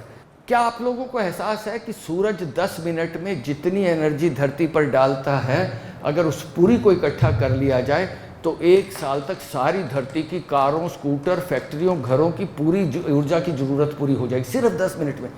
क्या इस बात को सोच के आपको लगता है कि हमें इस बारे में कुछ करना चाहिए? Let me talk about it. And then those first opening few minutes are amazing. 30 seconds can kill or make your presentation. But my favorite style, which I do 99 of 100 times, which I didn't do today, is start with a story. Hello, start with a, हम सब हिंदुस्तानी stories पे बड़े hooked हैं। हम stories पर जिंदा हैं। हमने सारी उम्र स्टोरी सुनी है, हमने सारी उम्र कहानियां सुनी है ना। मेरे को ध्यान है कि मेरी बच्ची जब छोटी थी तो मैं उसे कहता था, अच्छा चलो एक कहानी सुनाते हैं। वो जो झपकी लेती देखते उठती, हाँ पापा। We are hooked on stories, isn't it? तो एक स्टोरी कैसे शुरू होती है? एक बार की बात है, एक बार की, सारी स्टोरीज यहीं से शुरू होती हैं। लेकिन अब आप प्रेजेंटेशन के लिए गए हो तो इस बात को कैसे बोलोगे? एडल्ट बैठे हुए हैं, उनसे कैसे बोलोगे कि एक बार की बात है? कनेक्ट बनाए रखिए, तारीफ़ करते। एडल्ट्स की ट्रेनिंग्स का एक बड़ा हिस्सा है। दुनिया मैंने कहा कोई ऐसा नहीं है जिसको तारीफ़ अच्छी ना लगती हो, करते रहिए जैसे मैंने करके दिखाई, कनेक्ट करते रहिए, उनसे कहिए और उनसे तारीफ़ करिए भी उनकी। आप देखिए मैंने कितनी बार कहा आपको, क्या you people are extraordinary and I got extraordinary expectation of you. Why not, you are and I believe it. Connect with the people because they are. इस दुनिया में 750 करोड़ लोग हैं, एक भी आप जैसा नहीं है। किसी से चेहरा मिलता है, किसी से कद काठी, किसी से बातचीत का ढंग, किसी से कपड़ों की चॉइस, लेकिन खुदा ने, कुदरत ने, ईश्वर ने, क्राइस्ट ने एक भी ऐसा नहीं बनाया जो एग्जैक्टली आप जैसा हो। आप सब यूनिक हैं। Celebrate your uniqueness and believe in people. तीसरा, ये मान के चलिए, अपने दिमाग को ठंडा कीजिए जो ये कहता है कि तू फंसेगा, तेरी ऐसी तैसी हो जाएगी, तेरी दुकान पिट जाएगी, क्योंकि आप ये मान के चलो पता नहीं लोग सुनेंगे या नहीं, पता नहीं मजाक उड़ा दें, कुछ है। मैं आपको बताता हूँ कितनी ऑडियंस ऐसी है जो ये चाहती है कि आप पिट जाए, एक भी नहीं होती। वो सफ़र बेशक करो, लेकिन वो ये नहीं चाहते कि आपका मजाक उड़ाने के लिए बैठे हम। They want to listen to you, provided you are able to tell yourself कि मेरे को वो सुनने आए हैं। They are not here to criticise. हमें डर लगता है साले हुट करेंगे, पत्ते ना उड़ा दे, और पहले ही हम टेंशन में आ जाते हैं। Got the idea. एक और टिप, अगर ऑडियंस, जैसा कि आज सर ने आके किया, मैंने, अगर आगे की सीटें खाली हैं या सीटें कुछ कुछ बैठी हैं, यहाँ 4 बैठे हैं, यहाँ 4 बैठे, यहाँ 16, यहाँ 5, यहाँ 2, अपनी पूरी ऑडियंस को सब आगे आ जाओ, सबको एक साथ बिठाओ। फिर होता क्या है, वो सिंगल बॉडी की तरह एक्ट करती है। जैसे इतनी क्राउड है ने सिंगल बॉडी की तरह एक्ट करी, एक हंसेगा 4 हंसेंगे, एक ताली बजाएगा 10 बजाएंगे, बात समझ आए, क्योंकि वो सिंगल बॉडी है। लेकिन अगर 4 यहाँ बैठे, 4 यहाँ, 6 वहाँ, 2 वहाँ, तो मामला गड़बड़ हो जाता है। उनको सबको इकट्ठा लाने, क्योंकि हो सकता है एक ग्रुप रिस्पॉन्ड करे, दूसरा ना करे, आप उलझ जाएंगे और फिर आई का स्फीयर बहुत बड़ा हो जाता है। राइट। आखिरी बात, जब वो हमेशा, sir this is important, Sumit ji आपके लिए भी, आराधना जी आपके लिए भी, अर्चना जी, अगर आपको ये लगता है कि किसी फंक्शन में 100 आदमी नहीं आने वाले हैं या 100 ही आने वाले हैं, तो कुर्सियां कभी 200 नहीं लगानी अपनी प्रेजेंटेशन में। और अगर 50 आने वाले हैं तो 60 नहीं लगानी, 40 लगानी है, बाकी हॉल खाली, क्या, ताकि लोग सामने की कुर्सियां भरती चले और लोग आते जाएं और कुर्सियां लगाते जाइए। बट अगर आप पहले ही 200 लगा देंगे तो लोग पीछे पीछे जाके बैठ लगते हैं, गुटों में बैठने लगते हैं, छोटी छोटी बॉडीज बनाने लगते हैं। एज ए स्पीकर आपका पहला काम ये होता है कि सबको एक जगह लेकर आओ। राइट। और तो ऑडियंस एक बॉडी जैसी हो, आपके बॉडी लैंग्वेज में मैंने बताया। फिर बॉडी लैंग्वेज का एक इंपॉर्टेंट हिस्सा है, सबसे इंपॉर्टेंट हिस्सा क्या है किसी भी स्पीकर के लिए, can anyone tell me? Body language का, जेस्चर का सबसे इंपॉर्टेंट हिस्सा क्या है? Anyone here? मैंने 2 जेस्चर किए और आपको शुरू में बांध लिया। वो यहाँ चली गई एक बिटिया जो बैठी थी, मैंने जैसे कहा था मुझे याद दिलाना, अब बताता हूँ वो क्या था। आई कॉन्टैक्ट तो सबसे नहीं कर सकता, 2-4 से कर लिया। जेस्चर, सबसे पावरफुल जेस्चर, जोर से, हाँ, क्या हाथों से, जोर से बोलिए। देखिए 2-3 बातें समझिए। एक तो हाथ बहुत ज़्यादा नहीं इस्तेमाल करना है, जेस्चर यूज करने हैं, लेकिन अंट शंट नहीं, करते ही नहीं जाना है, लगना नहीं चाहिए, नर्वसनेस लगती है, ओवर डूइंग नर्वसनेस। दूसरा, you should be able to use the space. एक जगह खड़े होकर प्रेजेंटेशन कर रहे हैं वो दिक्कत है। पीपीटी है तो पढ़ना नहीं है, जिंदगी में मर्डर हो जाता है। जो लोग पीपीटी पढ़ते हैं वो टॉर्चर करते हैं ऑडियंस को। आप सबके साथ भी कभी ना कभी हुआ होगा। कई लोग आते हैं जो पीपीटी पे लिखा है वही पढ़ रहा है, भाई वो तो हम भी पढ़ लेंगे, तू बता तू क्या कह रहा है, पीपीटी हमें भेज दे हम पढ़ लेंगे। Never ever read PPT in your life. तो जेस्चर अपने हाथों के मिनिमल रखने हैं, कांप रहे हैं तो पेट यहाँ डाल लेने हैं। और नेक्स्ट टिप, छोटी छोटी चिट रखनी है। अगर आप प्रो नहीं हो, अभी बिल्कुल एक्सपर्ट नहीं हो गए हैं, तो एक चिट अपने डायस पे रख लीजिए जिससे आपको पॉइंट याद आते रहे। ऑलराइट। और सबसे पावरफुल जेस्चर, थैंक यू, क्या शुभ नाम है? प्रगति के लिए जोरदार ताली बजाइए। थैंक यू प्रगति, आप प्रगति। चलो ऑलराइट सर, सबसे पावरफुल जेस्चर है आपकी ओपन पाम। कम्युनिकेशन की लास्ट टिप, प्रेजेंटेशन की लास्ट स्किल, टाइम हो गया है इसलिए। Those who can see your palm in your relationship with your fiancé, with your friends, with your bosses, with your colleagues, with your customers, if they can see your palms, they will believe you are an open man, you are a trustworthy man, they will tend to believe you. जो लोग हथेलियाँ छुपा के रखते हैं उनके पास कुछ छुपाने को होता है। आप कभी देखना दुनिया के सारे लीडर्स, और आज से ही टीवी में स्टडी करना, वो कहेंगे अच्छा ऐसा है, ये हुआ, ये किया। You are able to see your palms. Open palms are great. खुली पाम कहती हैं यार, जब ओपन पाम्स होती हैं तो ये बताती हैं कि मैं सच बोल रहा हूँ, you can believe me, I am honest man. ये पाम ऐसे होती हैं तो ये कहती हैं कि यार मैं जो कर सकता हूँ वो कर रहा हूँ, I am being honest with you. यार और क्या करूँ, कम ऑन, कर दिया यार। Openness, open palms, let your audience C your palms. Powerful gesture. मैं तो कहता हूँ कम्युनिकेशन में फियांसी के साथ बैठे हुए भी let her see your palm, कि यार देख अपन तो ये कह रहे, they will tend to believe you. और एक पावरफुल जेस्चर जो मैंने आपके साथ किया और आप में से किसी को पता नहीं लगा, लेकिन गजब था, देखिए करके दिखाता हूँ। This was this gesture, you all are here, thank you, welcome to everyone. ये क्या जेस्चर है? नॉर्मली हम कैसे करते हैं इसे, इसको क्यों करते हैं? This is a hugging gesture. हम किसी को गले लगाते हैं, आपको पता भी नहीं लगा मैंने कब आप सबको शुरू में ही गले लगा लिया, and you all got hooked into me. I did it twice और थ्राइस इनिशियली, आपको पता भी नहीं लगा कि कब वो जादू हो गया कि आप मेरे से जुड़ गए। ऑलराइट, तो ये लेटर पे आपने अपने आप को लिखना है, a letter to myself, today I have learned this. अगले 30 दिन में मैं ये चेंज करूँगा। 1 2 3 4 पॉइंट आप लिख लेना, उसको फोल्ड करना, उस लिफाफे में डाल देना जो आपके पास पहुंचा है, उस पर अपना नाम लिख देना। 1 महीने बाद अर्चना जी आपको लेटर वापस दिला देंगी, ताकि आपको याद रहे कि आज आपने क्या सीखा और आपने अपने आप से क्या परिवर्तन करने की वायदा किया था। Alright, start doing it now, you have only 5 minutes to do it. Thank you.